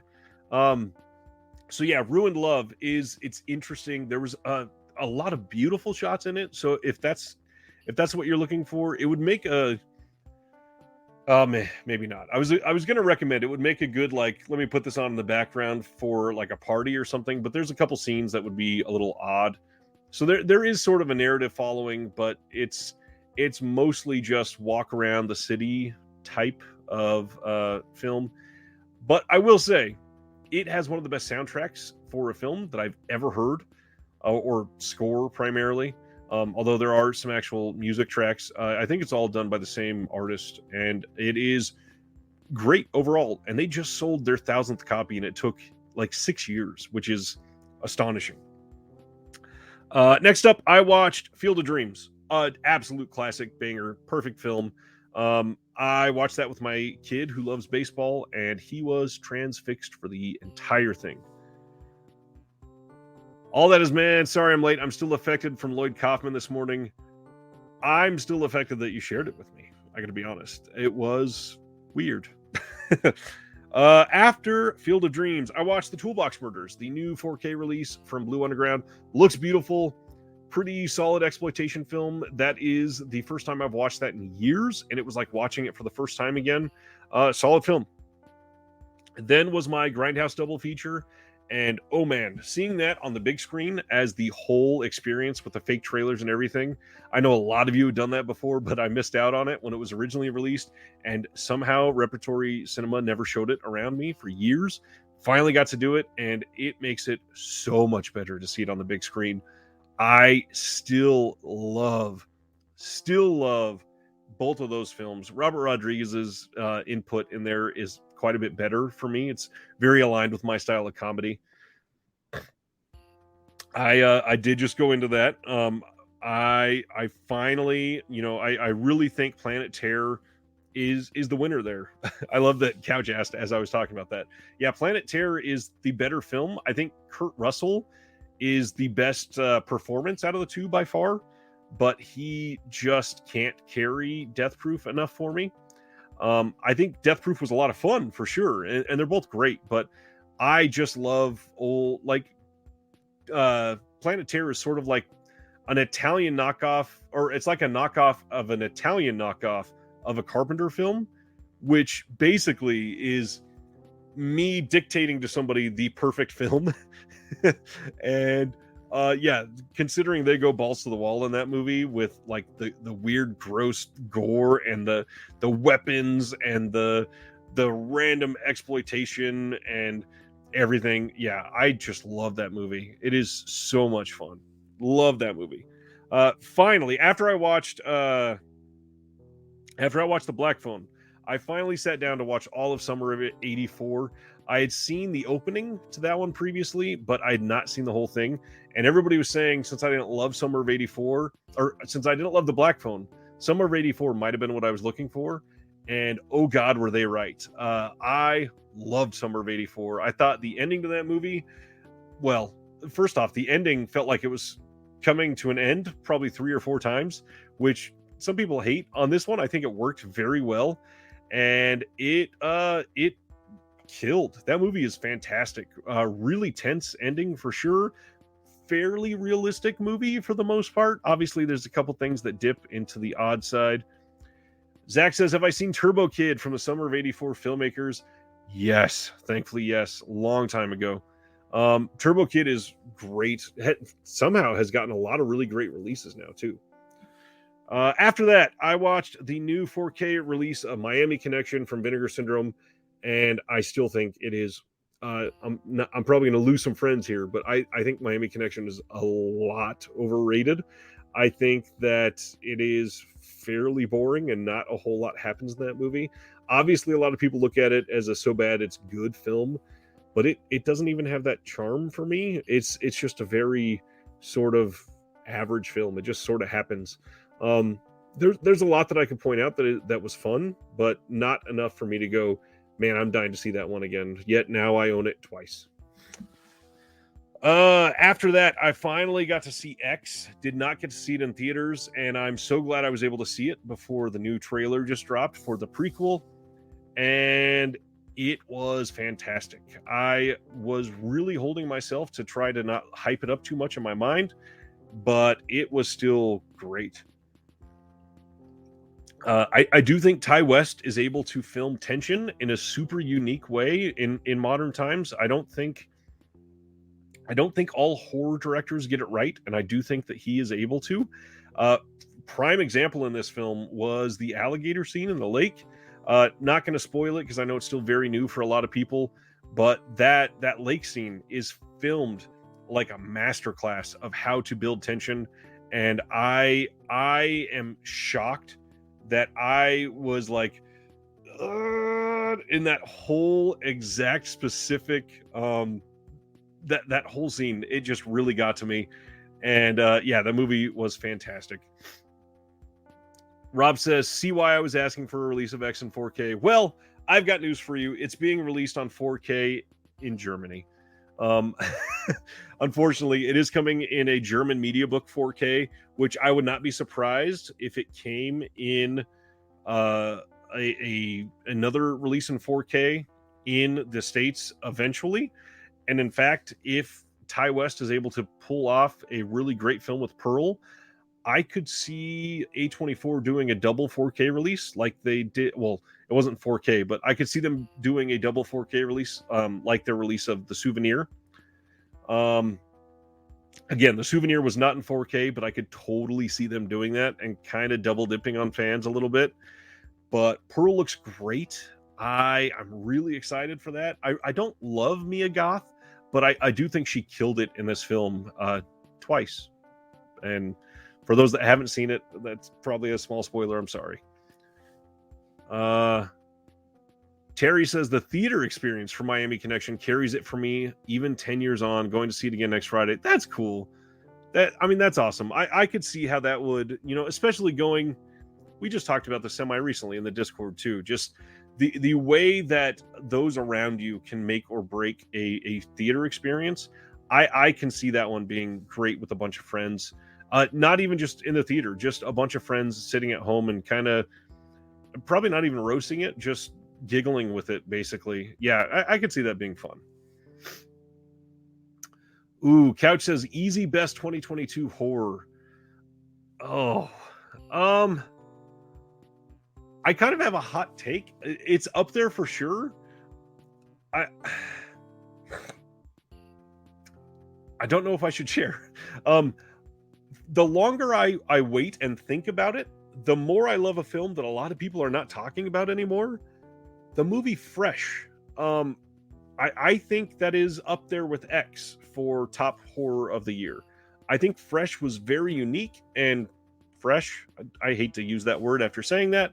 But yeah, Fresh was super well done, wonderfully acted. Sebastian Stan in that film, just incredible.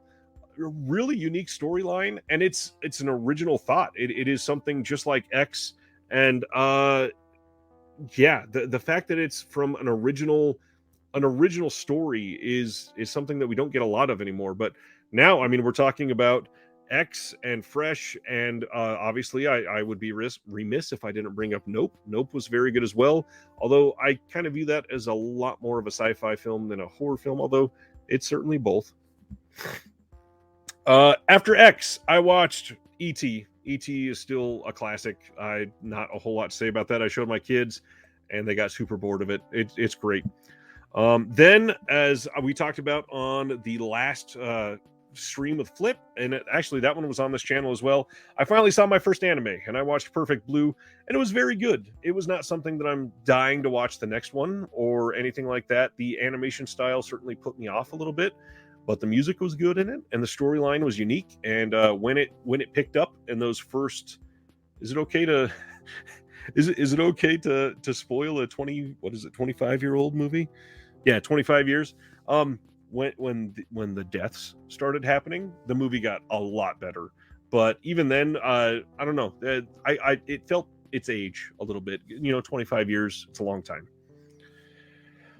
After that, I watched one that went down for me. I watched Pink Flamingos, that new Blu-ray release, and I think the only reason this went down for me is because I had just seen in the New Bev in Southern California in Hollywood, I got to see a John Waters double feature. I saw Polyester, and I saw Serial Mom. That was the other one that played, and Serial Mom is great. Most people have seen Serial Mom, but Polyester is a masterpiece and just a silly John Waters film, and it really made me sort of view Polyester as just less than, and it probably shouldn't have gone down as much as it did, because I still like Polyester.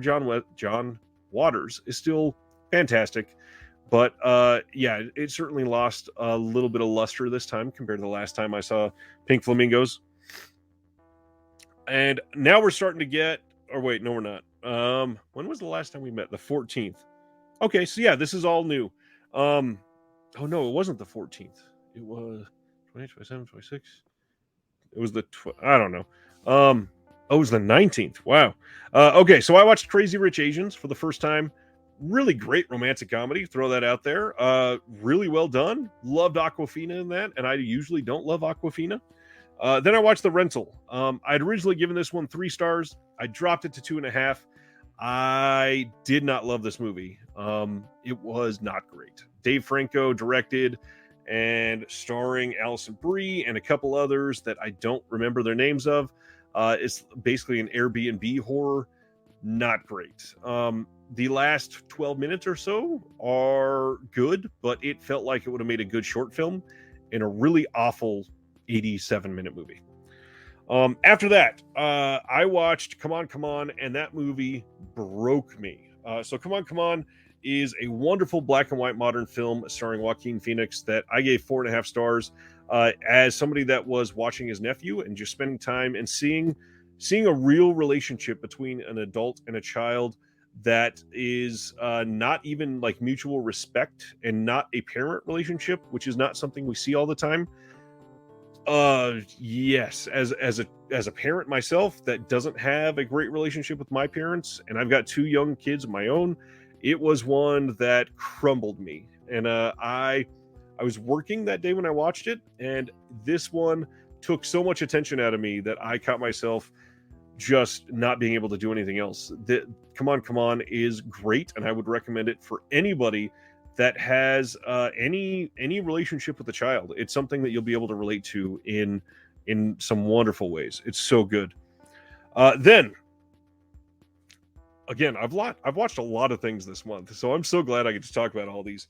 I watched from, I think it was put out by Utopia, the Vinegar Syndrome partner label. I finally got to see Shit and Champagne. This thing is streaming on Hulu, by the way, and it is a wonderful drag riff on some of the older like cop shows and like Foxy Brown type of like 70s blaxploitation detective stories, basically. And oh my god, the comedy in this one is top tier. It is so freaking funny. There's so much that is not even explainable It is so damn funny, and the main character in it is the one that directed it, which it yes, that has happened quite a lot in cinema history. In this film in particular, it is very impressive. Very impressive when you take a look back and realize this is a man dressed up as a woman, acting his ass off, and directing the film at the same time. And it just takes so much to do a movie like this. And they really pull it off. And it's for such a silly title, I did not expect that much. Shit and Champagne is a hell of a good time. The next one, the new documentary on Shudder. This is Guar, is a must-watch for anybody that's even been remotely interested in the music industry ever over the last 45 years or whatever. Guar has been an interesting touch point in music, in horror, in film, in like bootlegging, in everything. Even the Grammy Awards. There is so much in this documentary that is great. Yes, they did leave out some things that I would have liked to have heard more about, but it is really well made. And the last 20 minutes for a band documentary is extremely poignant, and I highly recommend it, especially when it's on Shudder and available for most people. Last Friday night, I watched The Gray Man on Netflix, and there's a lot of good things about this. Ryan Gosling was decent in it. Ana de Armas was wonderful in it, and the Chris was good in it. However, the distracting CGI in this movie really messed me up. And I know that's a common thing to talk about now that it's been out for a week. But watching it that Friday night, I had not heard a lot of bad about it.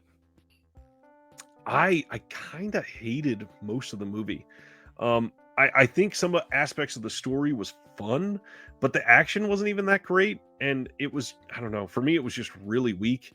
But there was pretty people in it. And for a lot of people, that's enough, I guess. After that, I wanted to cleanse my palate. So I went from the Gray Man to Tetsuo, the Iron Man. And what a clean palate I had after that, because that movie, I'd seen some excerpts from, but I don't think I'd ever seen the full thing. And that movie is amazing. Tsukamoto was able to pull off something for that film that should not have been possible. It was made for so cheap, and the special features on the Arrow release of that are so good. Again, Tsukamoto is this wonderful auteur that took like no money basically and made this body horror amalgamation. That was the wrong way to pronounce that. Amalgamation of this person that was turning into an Iron Man, basically. And it is, again, just it should not have been possible to have that film release like that. And it looks so good. The fact that it looks fairly fresh, and it came out, gosh, 30, what year was that? 89, I think. Yes, 33 years ago. It is astonishing how beautiful that film looks in black and white, and was not expected to be cared for that well. Best thing about that is that the fact that he was able to literally just drive around. I think it's a Japanese film, so he's driving around Japan with this giant thing like on top of his car, filming for some of his B-roll shots, basically. And it's so funny that just to be standing outside and see that going by. Anyway, I've got a handful left. The next one is one that I could talk about for a long time. This last weekend, I went and saw Nope in the theater. Nope was good. It was very good. I do think that it had some problems. I don't think that it's Jordan Peele's best film. I do think that it is his most accessible film. I think that it is one that will affect more people because the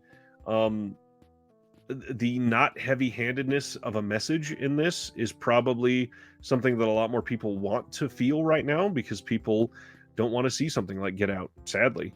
I do think that it was a very good creature feature. I think it made me appreciate Us quite a bit more, being able to watch this and see the style that he developed from Get Out to Us to Nope, And I liked Us the moment I saw it in theaters, and it seems to have been shat on at this moment.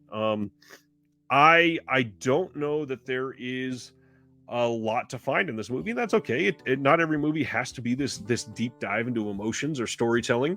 It can literally just be about aliens, and I mean, truly, it's pretty obviously about the exploitation of Hollywood and what we're able to do to make a dollar, basically. I think the performances are fantastic. I think that Kiki Palmer specifically was amazing. I think Daniel Kaluuya is an actor that I would probably watch in anything, and he was astonishing in this. I think the fact that we were able to get Michael Wincott back for this, Jordan Peele, I thank you for that, because I really hope he is able to make a comeback into all kinds of more films. He was a wonderful, wonderful actor, and I've always loved him. And obviously, you've all probably heard me, rave about Robin Hood, Prince of Thieves on here before, and he was great in that. So, yeah, Nope was good. In fact, I'll even say it was very good. I don't think it was great. I don't think it was the best of the year.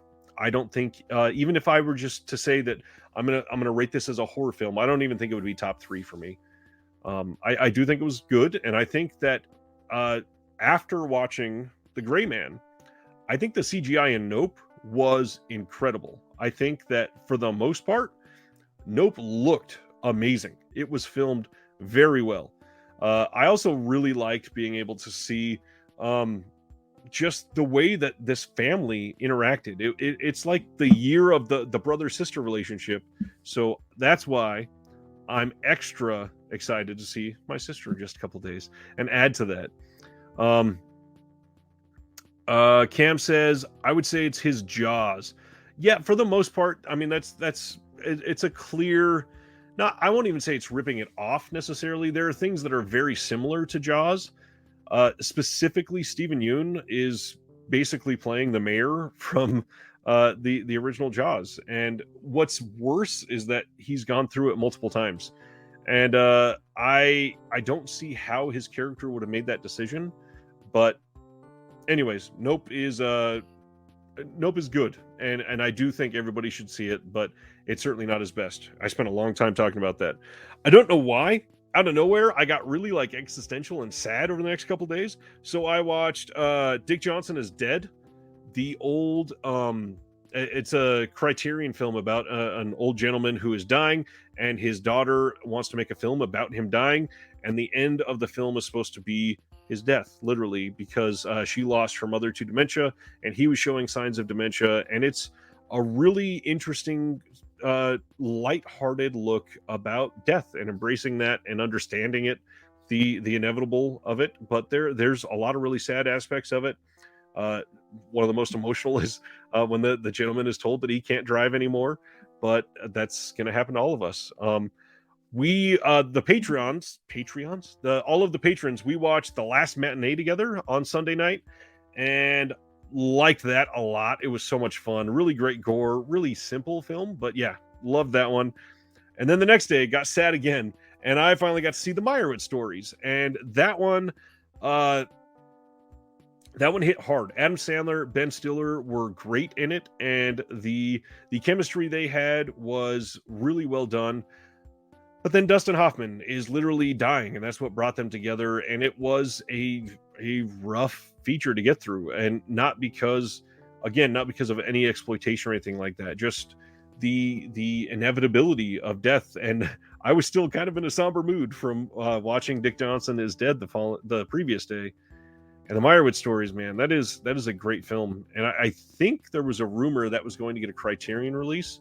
And if that ever does, I strongly suggest checking that out. Right now, I believe it's a Netflix exclusive, but it is a great film. And I think that was by Jarmusch, or oh gosh, it's not Jarmusch. I just definitely said the wrong name. It's the other one that's got a bunch of Noah Baumbach. That's the other one that's got a bunch of Criterion releases already. He's married to Greta Gerwig, so yeah, Noah Baumbach. Then finally, the last few days, I'm going to go through these real quick. Riki-Oh, the story of Ricky. I finally saw the 88 films version. I'd seen it years ago. It looks great. Astonishing release. Watch some of the special features.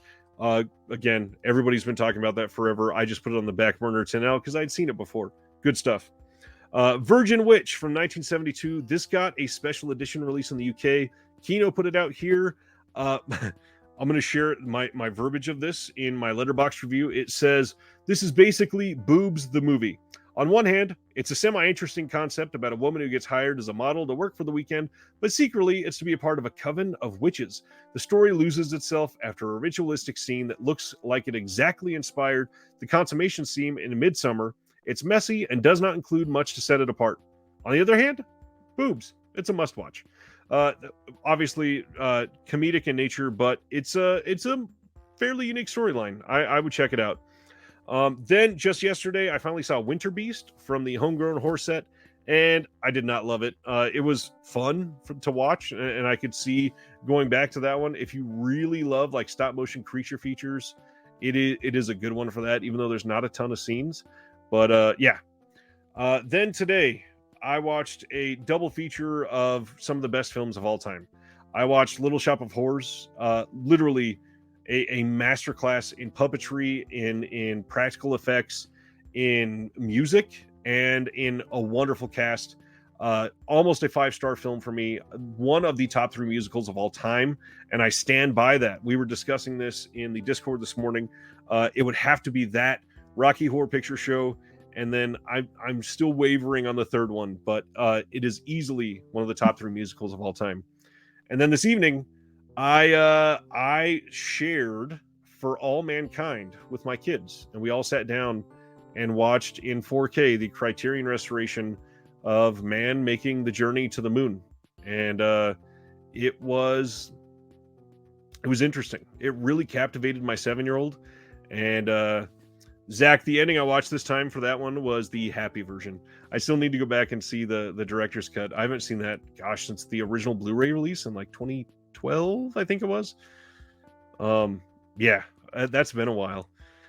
Yeah, For All Mankind tonight, my 7-year-old was mystified. He went to space with it, and I just want to say, obviously, this is not like a pristine, no, like full of fine detail 4K restoration of For All Mankind, but it was never going to be that. This is a 4K restoration of some of the most rough footage ever made, considering they were 240,000 miles from the Earth. This movie deserves to be bought and seen by everyone that has never seen it, and it is something that will humble you in a moment. For All Mankind is a gift to mankind, and I really hope that it becomes a staple for my kids like it has been for me. It is a treat, and this new 4K restoration is like watching it for the first time again. That is about as blatantly clear as I can make that. I got one more thing. Well, technically it is a pair of things, but one more set of things to share before I go into Vinegar Syndrome, and then we'll call it a night because it has already been a long show.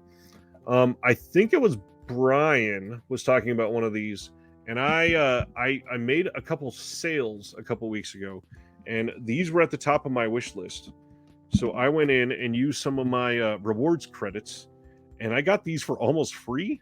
So it was the perfect time to get these. I got the Canon Film Guide Volume 1 from 1980 to 1984, and it's a thick boy. But then you get in the Canon Film Guide Volume 2 from 85 to 87, and it dwarfs that first version entirely. I am so glad to have both of these, being able to go on my shelf to reach for at any point. I have so much reading to do. It is ridiculous. I leafed through both of these already, and these are the almost the best film books I have already. These are very good. I don't think they quite match the majesty of Nightmare Cinema, or oh gosh, is it that's not called Nightmare Cinema, is it Nightmare USA? Yeah, Nightmare USA. I don't think it quite matches the perfection of that one, but these are great. Strongly recommend to everybody. But now, a lot of people always are waiting for these.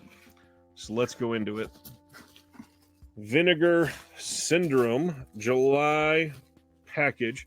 This has been sitting here waiting for the stream since I think it was Monday afternoon. Or actually, it might have been Sunday even. Because FedEx delivers here on Sunday. Terry says, definitely circling back to For All Mankind. Bought the Eno score some months ago, and that listen will get me back to the movie. Nice. Very nice. All right. So this is going to include Vinegar Syndrome and partner labels. This is Ravage. This one is from Saturn's Core, and the inner art is the same. Here is the back of the slip. And Saturn's Core, man, they do such great work. And this one is very difficult to read because it's very small print. Next up, this is the Picorama title for this month. Just check for any nudity. Okay, so this is a double feature of Roller Babies. In the not too distant future, sex will be illegal, but there will be roller babies. And then Mount of Venus, starring Georgina Spelvin. And that one also has Jamie Gillis, which a lot of you recognize that name, I'm sure. Next one, this is from Connie. I still have not heard anybody else say that name out loud, so I don't know how it's pronounced. This is one that you could buy anywhere unless you live in Japan. This is Tremble All You Want. And the slip on this looks astonishing. And then the art on the inside, thankfully, is already different. Here's what it looks like. Tremble All You Want. And I'm just going to say Canny. They've been doing really great stuff so far. Really recommend you check them out. Next up on the VSA line, we have Cyber Vengeance. That is the front. Here is the back. And I was given number 869. Nice. And then inner art is exactly the same. Nothing special to see there. There is a making of on this that's 22 minutes long, and that is my favorite type of special feature. Next is from AGFA. Keep in mind, again, interview with them coming out on Monday, like I said earlier. Please keep an eye out on that. Really nice embossed slipcover here. This is Satan's Children, introducing Stephen White as Bobby Douglas. The back of this, don't know how easy this is going to be able to see. It is what looks like the excerpt of a newspaper. Really interesting slip on this one. I like the colors here. Really nicely made. Pulling out the next package. By the way, if you haven't, I usually don't do this, but please click that like button. It does help the channel quite a bit. I don't get a ton of views, but it is nice if they start promoting that a little bit more. Next up is one, All That Is Man just watched this, I believe, and I can't wait to see this. Shriek of the Mutilated, piece by piece by piece, the bodies vanish in Shriek of the Mutilated. And you're going to love the back of the slip. Little Bigfoot-esque creature there holding on to a lady. And not much easy to see on the inside. This one, do we have any? Well, that's kind of nudity. Well, it's... I'll cover it. 2 Undercover Angels, and then Kiss Me Monster. A double feature of Franco titles. Oh, interesting. They don't really change the art much on the inside. Okay. What's weird to me is this is I had to check myself. This is the first. Now, somebody tell me if I'm wrong. This is the first Vinegar Syndrome release of a Jess Franco title. One of their partner labels, Pulse, has done one. But I think it's the first for Jess Franco, which is shocking because there are Jess Franco titles on almost every other boutique. I mean, Severin has done like 74 of them. Mondo Macabro's done a handful. Now I'm blanking. There's 88 Films has definitely done a couple, I believe. Ooh, next one. Alexis Arquette in Jack Be Nimble. Oh, all that his man says Jeff didn't like it. That stinks. Here is the back of Jack Be Nimble. And if I remember right, I believe even the standard edition of this just sold out. They are going to print more. But here's the inside art on Jack Be Nimble. And I am very curious about this one. Has anybody in the chat seen this one yet? Let me know what you think. Super curious. Canadian International Pictures have been absolutely killing it this year with their releases. This is Don't Let the Angels Fall. And then the back here says, you're going to suffer whether you like the idea of it or not. Really like imposing slipcover on this one. Very interested to see what this is like. Here is the inner art. Don't Let the Angels Fall. And then a very old-timey looking back here. Kind of retro style. Seems like a lot of people are excited to watch Shriek of the Mutilated. Wow. This is The Oregonian. Heard some great things about this. And the trailer for this looked bonkers. Here is the inner art. That's even better. Very curious to see this whole thing. Has gotten a lot of positive feedback. Not a ton, but a lot. Spaghetti Watch Jack. I've gotten a lot of dings that the Discord keeps getting updated. I wonder if that's one of them. It probably is.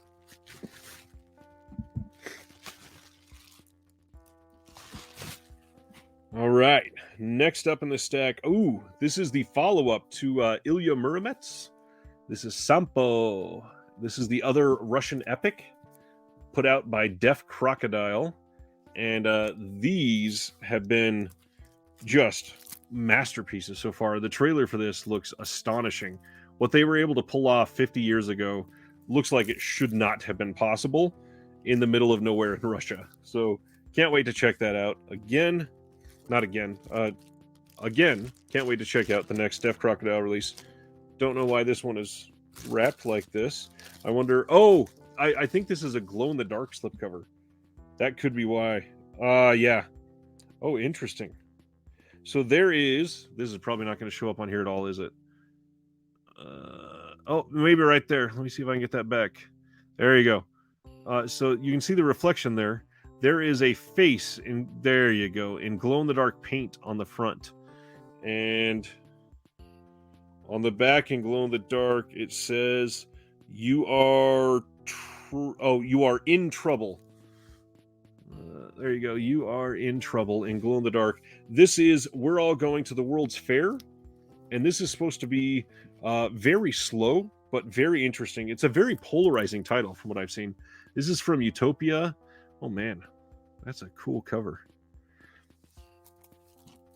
I have been really eagerly waiting for this one to come out. So super into that. Get rid of this plastic. This next, oh, wow. It's kind of heavy. This is the release of Lux Eterna, however you pronounce it, from Yellow Veil. It is a side-loading slip case, I guess. And then it's got the Blu-ray case and the book. And it is a Gaspar Noé film. So let me see if there's something I can't show in here. Oh, not a ton of pictures anyways. A lot of writing. Ooh, this is really well made. I like this. Strongly suggest this. This looks really good. Wow. That looks very good. And then again, on this, the main reason to get this, primarily for me, was the bonus disc. It does have the short films that inspired Lux Eterna. So we've got La Ricotta from Pasolini, The Flicker from Tony Conrad, Raygun Virus from Paul, I almost said Paul Schartz. I don't think that's it. Paul Shantz, maybe? It's very small. Let me get the purple light again. Oh, Paul Scharitz? That still doesn't sound great. Paul Scharitz. Inauguration of the Pleasure Dome from Kenneth Anger. Yeah, this looks great. Obviously, Arrow also put this out recently in the UK, and a lot of people were not super into getting this one. But I think that the main reason was because of that second disc. So this is the front of the slipcase, and this thing is hefty and like really high quality. And then the back says, "Thank God I am an atheist," and it's a little, yeah, it's certainly not just a matte finish there. It is a glossy finish on the letters. Pretty nice release there. This one, I am going to open up because there are a lot of complaints, and I want to see what people are talking about.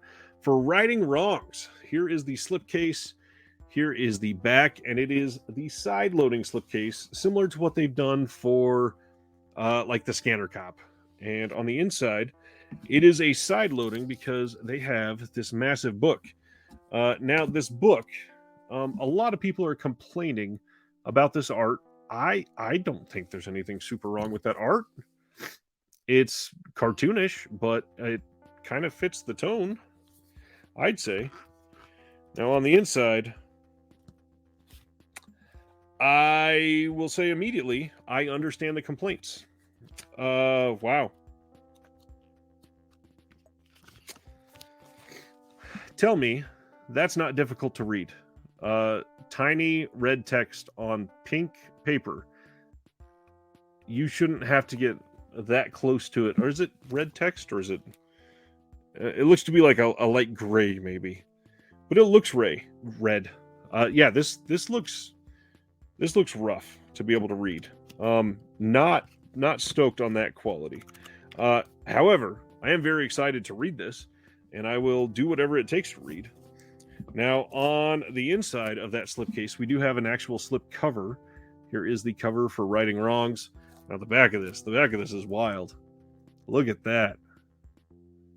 That is how to do decent art that is busy without it feeling super busy. Hilton says that booklet art is by Ben Mara, big name in indie comics. Yeah, a lot of the art is really well done, I think. I love that. I do think that they made an odd choice with the color, but yeah, can't get everything right, basically. I do think that it should have been a little more contrasty. And in the back, it's not just pink. They also do it on this blue, but it's still kind of difficult. It would have been nice maybe in just a darker font. Strike the letters down a little more. I mean, the quality is very nice. It feels great. But I do get it. And it's kind of cool that this type of release was number 400 in the Vinegar Syndrome catalog. So it is kind of a special commemorative high number, even number release, like to put this out as number 400 to show what the company is doing right now, I think is very cool. Also, 400 releases for Vinegar Syndrome. That's astonishing. Dead Sea Life says, maybe they'll sell us a decoder ring so we can read it better. That's funny. Just 4 more left, and then I'm going to talk about, I did mention earlier, I have a theory about Vinegar Syndrome. I will talk about that in just a second. So this is Raw Nerve. This is put out by Culture Shock. That's the back of the slip. I don't know why I showed that first. This is the front. But I do like the art on the back of this. Really interesting. And then is this any different? Oh, it is. This is, I believe, the more famous original poster art for Raw Nerve. And I think this one, I think it was shot on video. Oh, no, this was 35 millimeter. Okay. Oh, this is the Ted Pryor film. This is the one that Culture Shock is like very, very proud of, very excited for. So, excuse me. I'm very eager to check this one out, actually. 3 left. One of them is Heartbreakers from Fun City, and I love the art on this slipcover. Especially, look how good the back of this looks. Kind of minimalist, and you've got to live in the world to be an artist at the top here. Yeah, looks great. Ooh, very nice 90s style art on the cover here. Well, maybe it's more 80s. what year was this? I think this is 80. Yeah, 84 on this one. Oh gosh, this pile is huge. Okay, 2 left. This one is from Big World Pictures, and it is Victoria. This is the cover that they used on their banner to come out and promote this last month. And I'm very curious about this one. It sounded great. Here is the poster that I've been seeing going around for a while, and it says, "Let's think of a name for the baby. What baby?" Curious about this one. Let's see. It's about the Eastern Bloc in Europe. Very, very curious about this one. And then finally, one of the biggest ones for the month. Oh, and that part is even embossed. This is, first of all, this is a very limited title. There's not going to be a standard release of this, so if you want it, go get it now. Heavy Metal Parking Lot. Look at the incredible art on this and the back. This is a collection of everything that you could possibly want for Heavy Metal Parking Lot. The number of films on here, and films is said sort of liberally here because some of them are very short. There is so many on here. If you can see, it is even labeled as films and extras, and there are many. Many of them are short films, but oh gosh, I cannot wait to dive into this one and really try to absorb some of these subcultures that are around these, and I love it. I'm very curious how much some of these others are able to portray this style of their culture, because the original one is literally a staple for like metal and for people to just go back to and share Judas Priest and stuff like that. I'm going to pull up something on Twitter. I think it was Justin LaLiberty did this, and I'm going to talk about this real quick. Okay. Let me minimize my messages so you don't see that. Let me share my screen. This is my theory. On Twitter, Justin LaLiberty says, New York Ninja Super Special comic coming soon. You click on this link, and of course it opened it in a new tab. So let me go share that screen now. Sorry. Stop screen. I didn't know it was going to open in a new tab. And now that new one. Okay, here is this new screen. And this is New York Ninja Super Special One Shot. Vinegar Syndrome's cult hit returns in a magazine-sized super special by Ignatz Award winner Charles Forsman. New York City, 1984. Crime is at an all-time high. John Liu, a.k.a. the New York Ninja, scours the streets night after night searching for his wife's killer. Meanwhile, the villainous Rat Tail's new radioactive powers make him deadlier than ever. Notice this. In shops, November 30th, 2022. Standard price, $12.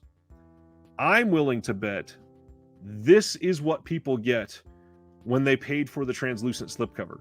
I think this magazine is what we are all getting that paid for that $6 thing on April 1st. And that makes sense, I think, for the MSRP. It got people in on this early. They were able to invest the money in it to pay the artists to do whatever they needed to do. $6 from each person, even if they only had 1,000 people do it, which I bet they were able to get at least 2,000.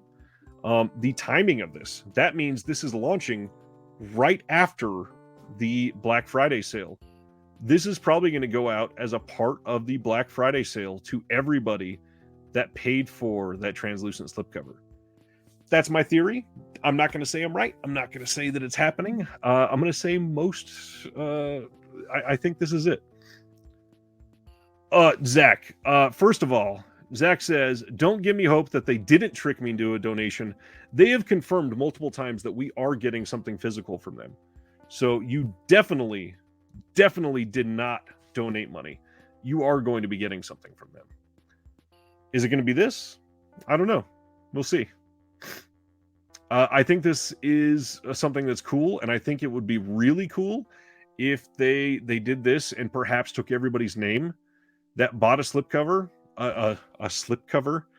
and put their names in here as contributing to this or something like that.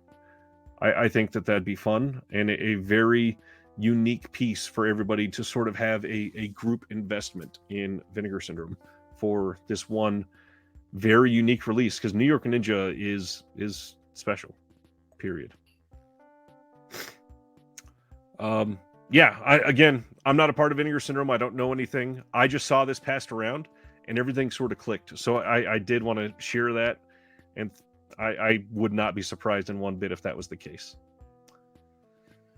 Well, my friends, question time. Before we head out for the night, get rid of some of this packaging. It has been a full 2.5 hours, and there are stacks of movies all around me now. Any questions before I hang it up for the night? Just in case you missed it in the beginning, I want to throw out a couple more things. I talked about supporting indie horror and indie films in general, like Dr. Deathface from Michael Keane, or Horror in the High Desert that I showed earlier. Kickstarters, Indiegogos, that sort of thing. It goes a long way for people. The other thing, creators who have Patreons, please don't hesitate to support them there. If you feel so inclined for mine, the link is in the description below. But everybody seems to have a Patreon these days, and it really helps just plain show support.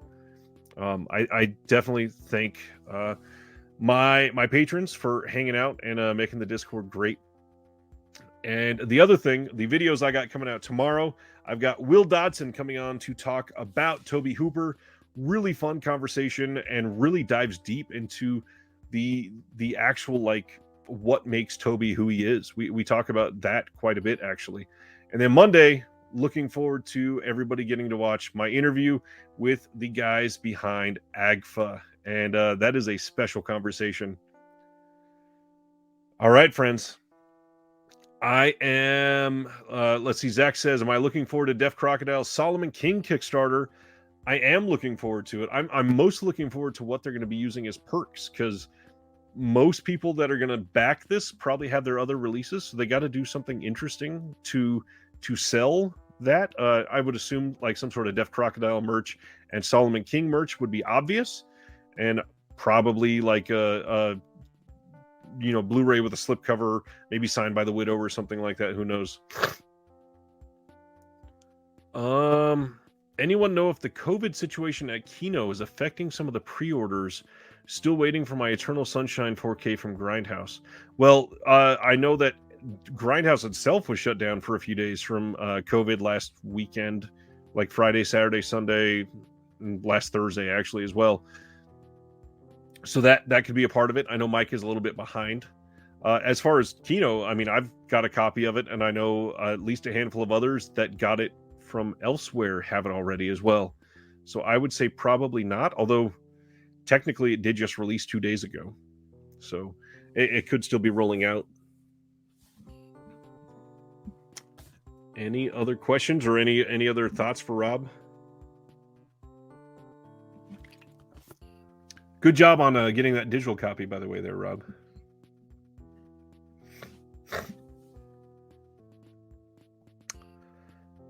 All right, friends. We are just about 2.5 hours. Any guess of the new titles for Vinegar Syndrome based on the banner artwork on their site? I've not seen it yet. Let me pull that up. We'll see what it's looking like. I've not looked at it today. They probably just updated it. And thankfully, the page didn't load before I went back to this tab, so we're going to see it for the first time together. Here it is. New Vinegar Syndrome and partner releases will be added on August 1st. Oh, interesting. Oh, I'm going to assume a Western, which is very interesting. Now, would that be a Vinegar Syndrome title? Let me pull up what the clues were for the rest of the year, unless somebody has that handy. I'm going to see what they said for the month of July and August, because I know Shriek of the Mutilated was pulled up a month, I think, correct? And now they have to replace that one? Yeah, I was thinking it was either birds or bats. Let me zoom in. Those definitely look like birds to me. All right. So, for August, it says 4 Vinegar Syndrome releases, totaling $219.92, including Forgotten Jolly Volume 5, plus 4K UHD debut of a 70s drive-in horror classic, plus 2 others. And that's it. There's not any clues other than that. So this could literally be almost anything. When I first saw this picture, I immediately went Klaus Kinski, but it doesn't really look like him. Very, very curious if Vinegar Syndrome's going to do a Western. God, I would love it if they got the Fulci Western. What is his called? I don't think it's that one, but it's. I think Code Red put that out previously, right? Or was it Blue Underground? Oh, there it is. 4 of the Apocalypse. And I don't think it's that one, no. No, don't think it's that one. Let's see. Is it one of the random Django movies? I'm not an expert on those. Considering they said, I mean, the only clue we have is a 4K drive-in 70s classic. I don't really see that being a Django film. I mean, obviously it said and 2 others, so it could be one of those easily. But also, this could be one of the partner label releases, and we don't know for sure. I mean, we've already gotten a Western from Subculture. They did Deadlock last year. I could see Deaf Crocodile doing a Western of some sort, actually. Thankfully, we only got till Monday to find out. And I'm super eager for you guys to see what AGFA's putting out, because this looks fantastic. It's gonna be a very interesting Monday, and I've got a lot of stuff scheduled to come up for you guys. This is the most I've ever had videos uploaded in advance, ready to go in a long time. So I think we're gonna call it. We're up over 2.5 hours. Again, thank you all for everything. On the way out, please hit that like button. Share this with anybody that's into this hobby that might not know about these videos. I am, just trying to grow this channel constantly. If you're ever looking for that deeper connection community, I do have the Patreon below in the description. And in the meantime, I do want to say thank you to all these current patrons. You guys keep all of this going, and I appreciate you more than you could possibly know. Again, this channel will never make money. It is just a way to grow a positive community, and I appreciate every single one of you for coming here week after week. And we have a lot of people that just spend time with us week after week, and it's going to be a fun couple months. I'm super stoked to spend it with you all. So again, thank you. Have a good night. As usual, from one collector to all of you, have a good night. See y'all.